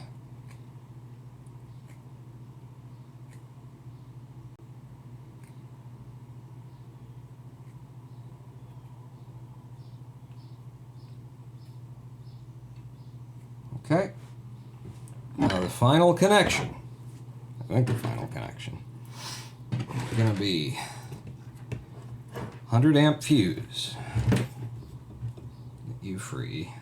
See if there's a way that the cable's going to want to bend more than the other. It's going to be like this, 100 amp fuse. Oh, Jesus. So there you go. That's what'll happen. The inverter is off. It was always off. The fuse didn't break.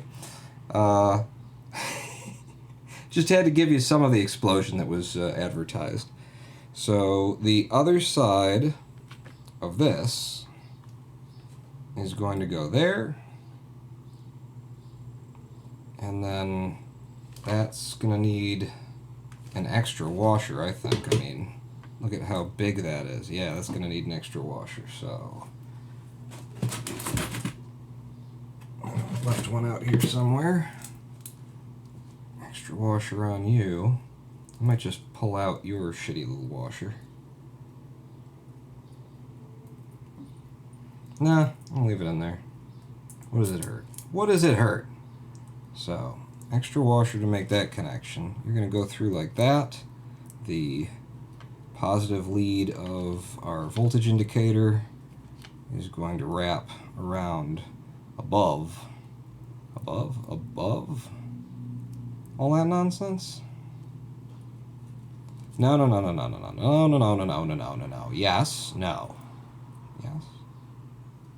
So you're going on the top, you're going on the outside. Just trying to make sure I get this all in my head before I commit. Like that. And then finally, that. And since this slides in, I can get this started like that. Can I do it without getting zapped? That's a whole nother issue. I gotta commit to this, don't I, Jermasian? Noah? I gotta commit.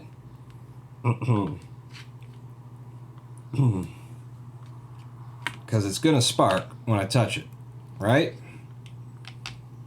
So if I pull away, then I'm just gonna have to touch it again, and then it's gonna have to spark again. So I gotta commit to go. Put it in. Get it in there, god damn it, right?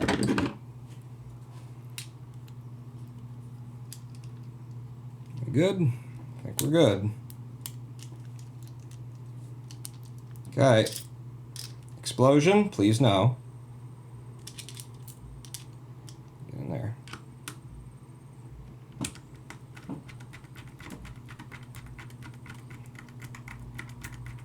No spark.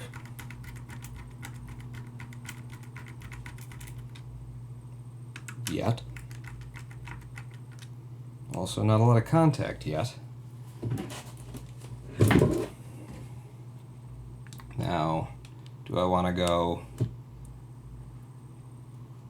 over or under? I'm going under.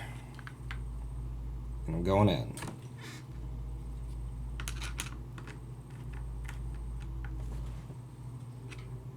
And the last piece of this is you.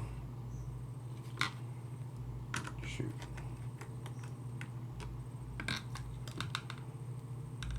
So I want it under the washer.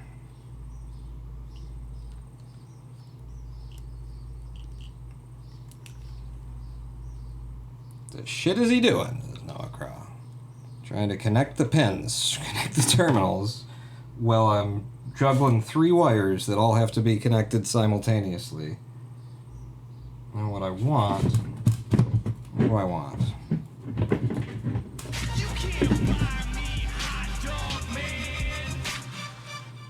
Just twist it around the screw. I will pull it out and see if I can get at it.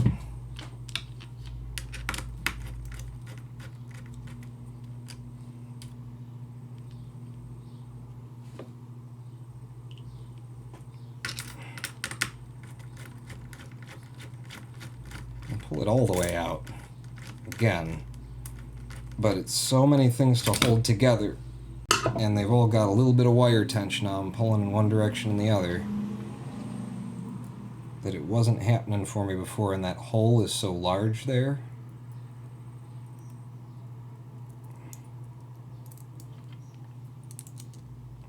Pull you out of my way, wrap it.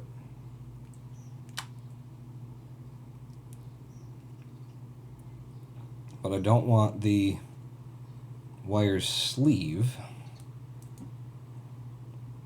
having to be crushed in here too, if I can avoid it. My previous message, what was, when the wire burns out before the fuse. Sorry, what the shit? No, that wasn't it. You said what the shit is. Pro tip, solder the small wire to the washer. No. Can't be asked. And don't think it's necessary. But if it becomes too much more of a hassle, then I'm with you. I agree. I've always agreed. I think we can all remember my history of agreement with that premise.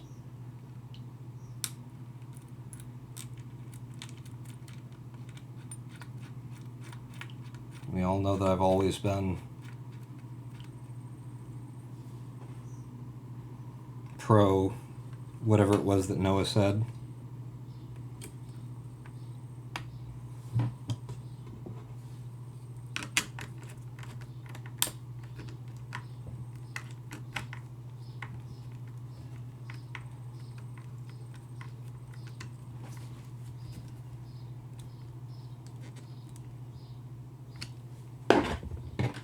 Try and get this big flathead in there. Yeah.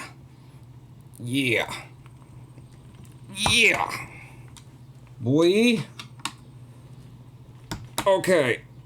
85%. 12.8 volts.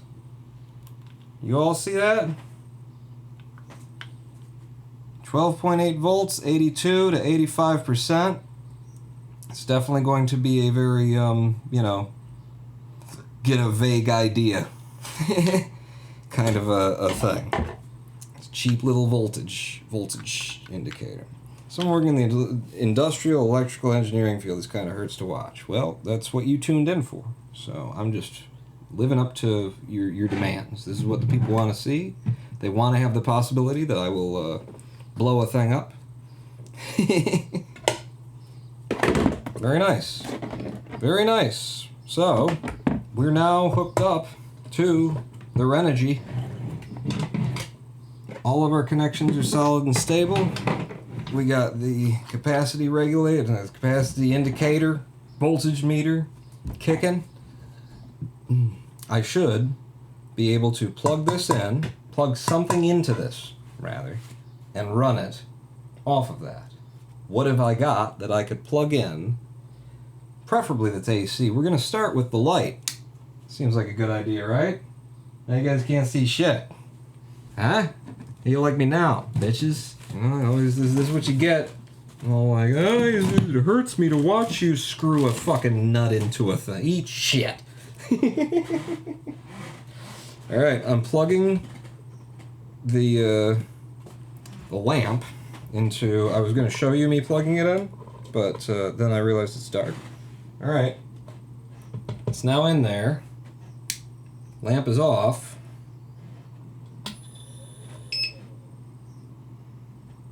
Oh, Jesus. Hey! The lamp wasn't off, apparently. Boom, baby! We've got AC power coming out of here, which means the light won't flicker anymore. That was the whole goal. You didn't even realize it. The whole live stream was just so that this light wouldn't flicker anymore. I'm going to run a 100 amp hour lead marine fucking acid battery underneath this table every live stream from now on so that I can make this LED lamp not flicker. You're welcome. That works. I would like to draw a larger load, if I could. Since that's a little bit of AC being turned into DC to run an LED. It ain't much. It ain't the kind of loads I want to be able to pull. So bearing that in mind, here's a house fan. What are you doing? You got electrical wires running everywhere, you fucking insane person. Let's plug the house fan in. House fan's plugged in. Just fire up. Oh yeah. Oh yeah. There you go. Baby. Yes, sir. Let's not stay in this state, because this was that's about as far as we can go for the exaggeration of that. But yes, indeed, I am drawing a good, strong AC power out of that inverter off this 12-volt battery. Project complete-ish. The other end of this is that we've got the charger. Oh, the magnet on the back of the... Well, now those are ruined. The tips will be magnetically charged forever. But this charger... So, is that going to be problematic? Magnetic field next to the... Oh, the case isn't even magnetic. Yeah, interesting. But we got this charger as well. The premise behind the charger is we turn off this guy, and then we plug the end of the charger into, one of the 3 cables that I attached all at once in that stack, and then we'd be able to charge that battery. That's the idea. So, let's test that end of things. Step 1, turn off the lamp at the switch, turn off the pure sine wave inverter, which is going to be still capacitively charged. Plug the light back in on the mains. And we have to run this into... I've got a couple of different outlets available right now. So, to be clear, the inverter is off. It is very, very off. 1000% off. Wouldn't want to do this if it weren't off. Although I don't think it would be an issue. I mean, the inverter is power processing. It would just suck up the 2 amps that this charger can put out at 12 volts, because that's what it'll be putting out. It would just suck them up, eat them, and do nothing in particular with them. So it shouldn't be a problem. But I'm never going to, just for the sake of it, never going to risk it. So, charger. Out of the way. Let's try plugging you in, I guess, over here.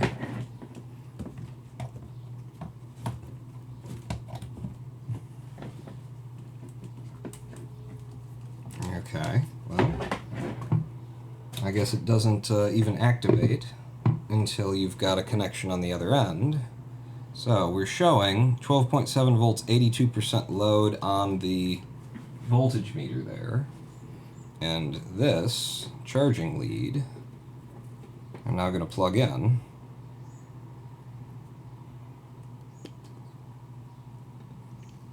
And now we've got a green charging indicator showing. Battery's still showing 12.7, 82%, and I really wouldn't expect it to move at all. Now can you charge the battery from the inverter for infinite energy? Oh yeah, if I plugged it in, then it would loop right around. Ah! Why hasn't anybody done this before? 12.8 volts now at 85%. This being a 2 amp charger, I just wouldn't expect us to see any significant movement there. The fact that it jumped up from 82 to 85, I would guess, is just because we've got power on the circuit. Because 2 amps is not going to charge this thing fast, and you don't want it to charge fast. It shortens the life of a lead-acid battery to quick charge it. But that proves the whole thing. That's the whole deal. That was the project. We've only been here 2 hours and 15 minutes. I haven't even, hang on. I've only finished 1 beer. That was the easiest project so far, because, it was really just ordering 3 or 4 things and plugging them in together. But, with the potential for maybe I create a lead-acid fire in my office.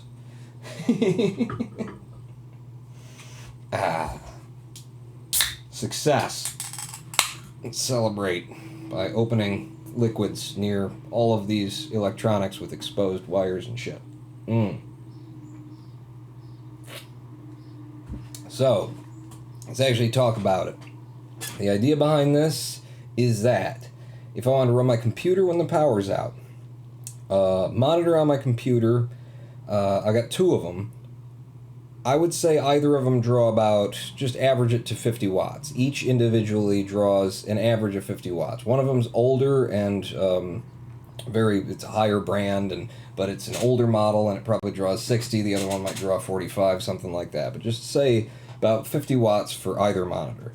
So I don't need both monitors on. I usually turn one off if I don't need it, or I turn both of them off if I'm not in the room just to save power, because they draw more than the computer does. So if we assume I'm running one monitor, then I got a 50 watt draw for that one monitor, and then I got the computer.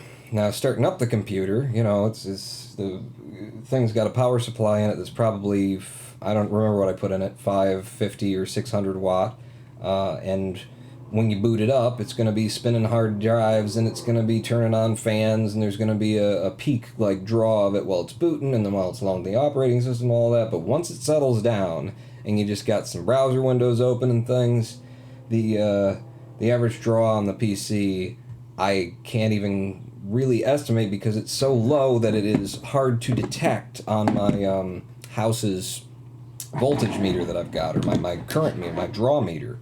DTE provided me with a little device that I can look at how much my house is drawing at any time on my cell phone. And it's just hard to tell that the damn computer's on because, CPU at 2% consumption, when it's just sort of idling and then, browsing the web, watching a YouTube video, it's nothing in terms of the resources that the CPU is using. They're so efficient these days, especially the Ryzen. So, yeah. The amount of current that it's going to be drawing is going to be well less than 65 watts. I say between one monitor, and the computer, I think easy to guess that it's going to be less than 100 watts at any given, an average over actually using it. Not just it sitting there, but actually using it. 100 watts or less.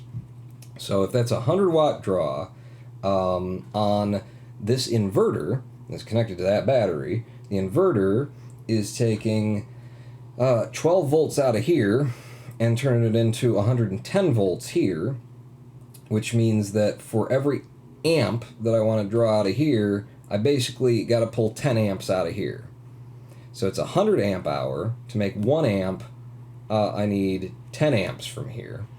So easy math to do when you add up, losses and just account for like internal resistance and things like that. And then the fact that you don't want to draw this battery down to below 30%. 30% would be if we're hitting that. The only reason that I'm still using it is because I really fucking need it. Like I would probably shut myself down if I had a power outage and I got down to 30% in this thing. I'd say, all right, I'm just going offline. I'll live with it. But this should get me, if I just wanted to run the computer with it, 8 to 10 hours. 8 to 10 hours if just the computer. And I will be backed up for the possibility of the power's been out for 5 hours, it still hasn't come on. I can hook the refrigerator up to it. Refrigerator compressor draws, I think, less than 200, let's say right around 200 watts. So that's going to be about 2 amps, which is 20 amps from here, which means if it was at 100% and I just wanted to run the refrigerator constantly all friggin' day, then it would run the refrigerator for, at 2 amps, 5 hours. 4 to 5 hours, which of course the refrigerator only runs for 15 to 20 minutes per compressor cycle, so I will be able to plug the refrigerator in, get a little bit cold out of that if that's necessary in a power outage. I will be able to run the computer off of this thing, and I'm even going to go downstairs and rewire my furnace because I installed it myself and I hardlined it right back to the board. I'm going to break that hard line and turn the home run into an outlet, and then actually give the 2 cables that come out of the furnace a plug because they don't have them. And I was shocked at the probably 18 gauge or higher, it might have even been smaller wire that runs my furnace. I'm shocked. It's not 14. It's definitely not 12. Definitely not 14. I don't think it's 16. I think it's 18 or 20. And that's powering the furnace that has the blower in it, and the blower motor draws like, I'm guessing 350 to 450 watts when it kicks on. So yeah, if I rewire the whole furnace thing, then I can have it so that I can plug it in to that wall, and so long as we've got power, that's fine. But if the power goes out in winter, I'll be able to unplug the furnace, plug it into this thing, 700 watt maximum on the inverter, furnace kicking on, maybe, puts a pull of 600 on this for a second, and then ends up being 400 and something or 300 and something. It's hard to measure because, whenever I'm looking at these numbers on sort of the whole house draw, I'm looking at the whole house draw, and I'm not going to run around and shut down everything in the house and then turn the furnace on to figure out what the actual draw is, but it seems to be right around there in the 400-ish range. What about your AC? Is that 240 volts? Going to need more batteries. Is the fuse 15 amp? Should be at least 14 gauge, or that's a fire hazard. This is a 100 amp fuse right there. If you're talking about the furnace in some of these questions here, my furnace runs on simple 120. The friggin' gauge wire, like I was just saying, is like friggin' 18 or 20 gauge, and it's not some old crappy furnace. I bought this furnace new. It is California rated 94 or whatever it is percent efficiency that California requires, and I'm here in Detroit.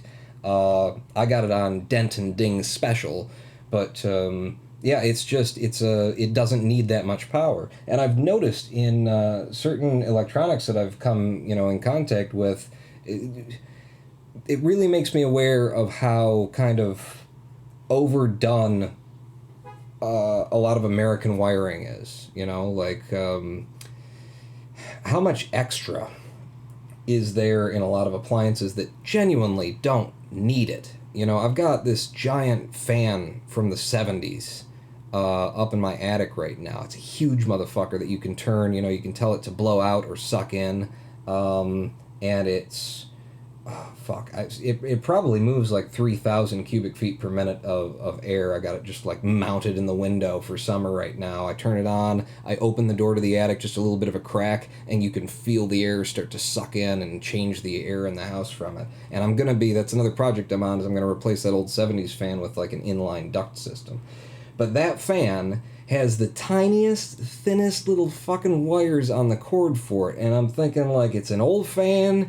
Maybe it's it's clearly been around the block. Maybe somebody cut the old cord off, something, and they replaced it with this shitty one. But I got more than half a suspicion that that's just the cord it came with, because I could tell you from what I see when it's running in the house, the fan draws like a 150 to 200 watts maximum. So if that's it, 150 to 200 watts, you certainly don't need 12 gauge, certainly don't need 14, don't need 16, don't need 18. Like, it'd be nice to have 18. At that point, I'd be like, that's about where I'd stop. But I swear this fucking cord is so thin and flimsy. It looks like it's 20 or 22 gauge wire, but then, like, look it up. What is the amount of, of wattage that you can put through, or amperage and voltage that you can put through a wire, and it's still within its safety rating? And if the thing's drawing 200 watts or less, like, I was gonna say something about the size of the wire in my dick, but that would have made my dick sound small. You just don't need much wire, is what I'm saying. Like, you can push a lot through there. The furnace fuse. The furnace fuse, I think I might have actually put it on a 15 amp circuit. I might have, because the wire is so fucking flimsy. It's so thin. It's not 14 gauge. So, like, having it on yeah, I think I put it on a 15 amp. It's not 220. It is clearly running off a 110 line. I'm just so shocked at how little... My house draws so little power. I get these, letters from my electric company. Lately, I think I, along with everybody in America, has been getting letters from their power company, like, inviting us to join the program to, like, use less energy at the peak times, and we'll give you extra money off and that kind of thing. We'll put you on a rate plan that overnight, if you use electricity, it's worth, it's a lot cheaper. I've been getting those letters, and the thing is, I would love to do that. I'm very interested in this kind of stuff, and I'm very interested in the efficiency of my home. Problem is, pretty sure there's kind of nowhere to go. There's nowhere down from where I am. My fucking, the highest current that my house ever draws is when Lady Pawn turns on the New Wave oven, which is an electric oven that draws, the maximum legal 1,200 watts or something like that a heating element can draw from an AC outlet. There's a limit, so it draws the maximum, and it does that. That's electric. Outside of that, my oven is gas. My water heater is gas. My furnace is gas. And gas is way cheaper out here. I just don't have... Every fucking light in this house is an LED. I might have a couple of CFLs still floating around, but fucking CFLs are, 9 watts for the equivalent of a 4-watt LED, down from what I grew up with, which was 60-watt light bulbs and 100-watt light bulbs and shit like that. Now, the fucking computer and a monitor are running for less than 100-watt light bulb that you used to have in your old house. Gas? Oh, gas! Yeah. Natural gas. So I'm not heating anything electrically except for when we cook with the New Wave oven.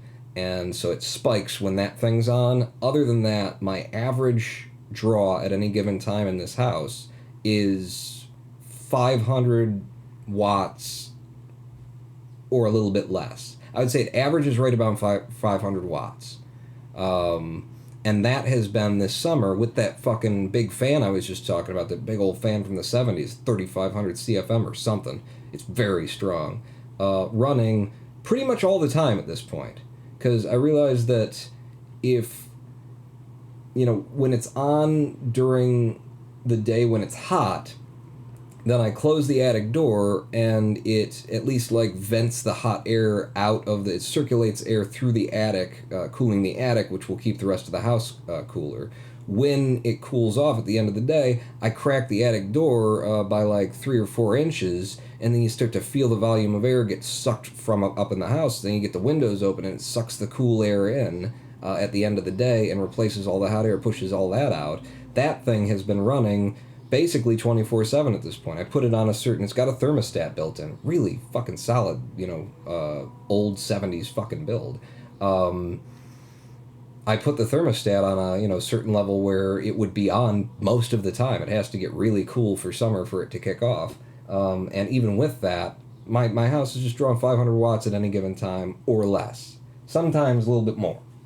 Sometimes we get up to like 600 when the refrigerator compressor is running well, all the ceiling fans are on and something like that, but You know, I get the letters from DTE saying, well, we want you to, like, reduce your consumption. And I'm like, I don't think I can, buddy. I don't know if there's anywhere to go from here. I probably run 6,000 watts when I'm making dinner and have the oven, stove, and microwave on. And the other thing is, I don't have air conditioning. You know, I don't have a central or a window air conditioner. And so I do play this game with the fan in the attic, and that's why I'm also going to be installing another project that I won't be able to do on this bench, but that I might record for YouTube, is going to be, 100% while I've been talking. 13.5 volts, we're up to 100% charge. And I said the 2 amp would trickle charge it it would take forever. It's already full.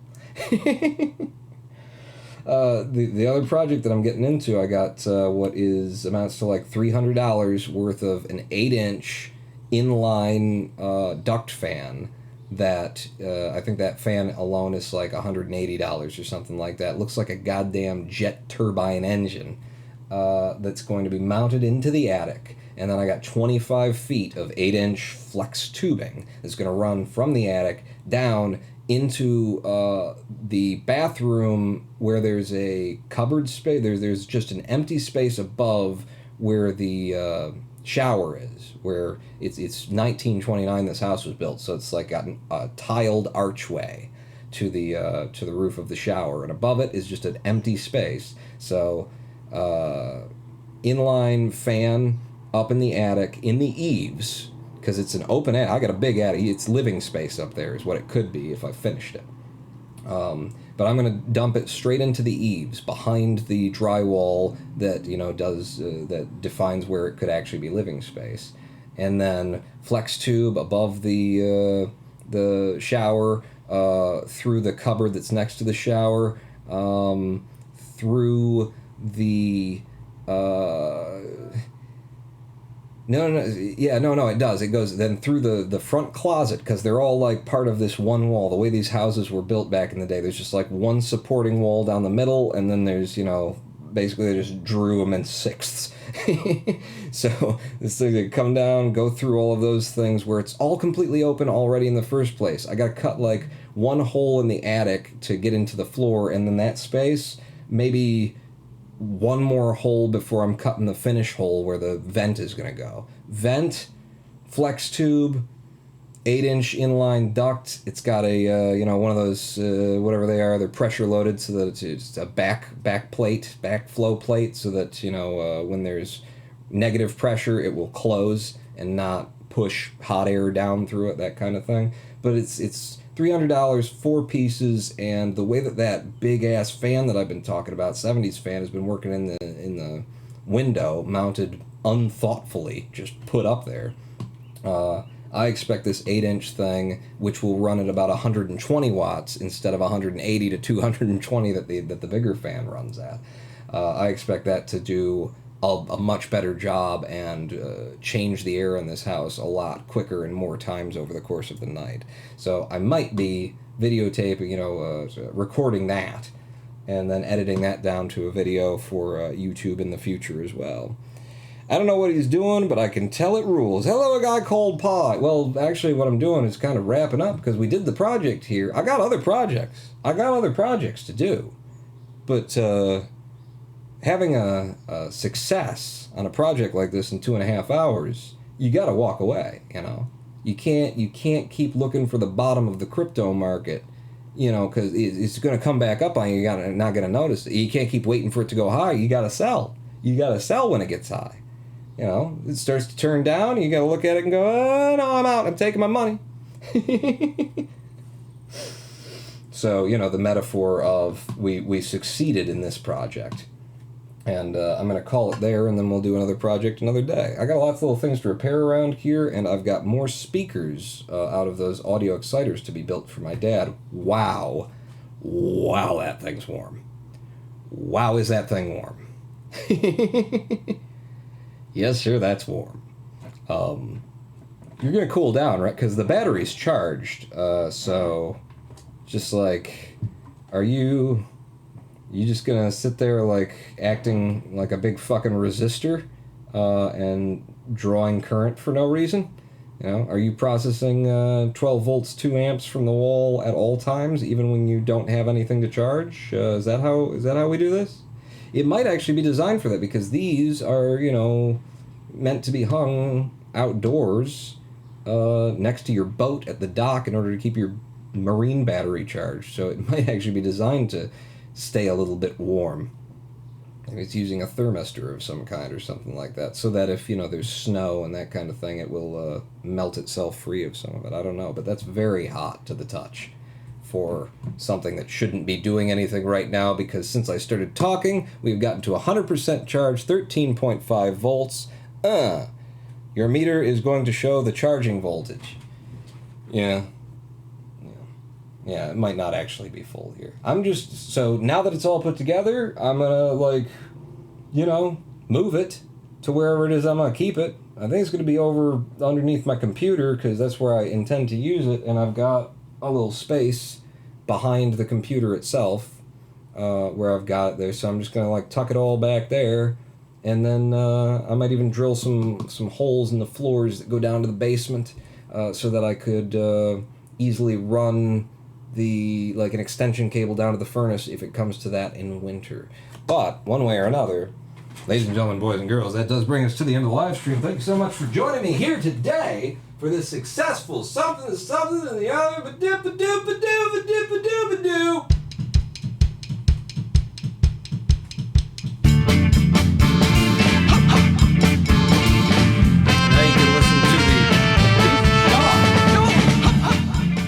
Now you can listen to the, you know, presumably doubled audio, because I got my speakers open so I can hear the computer and your blings and stuff now.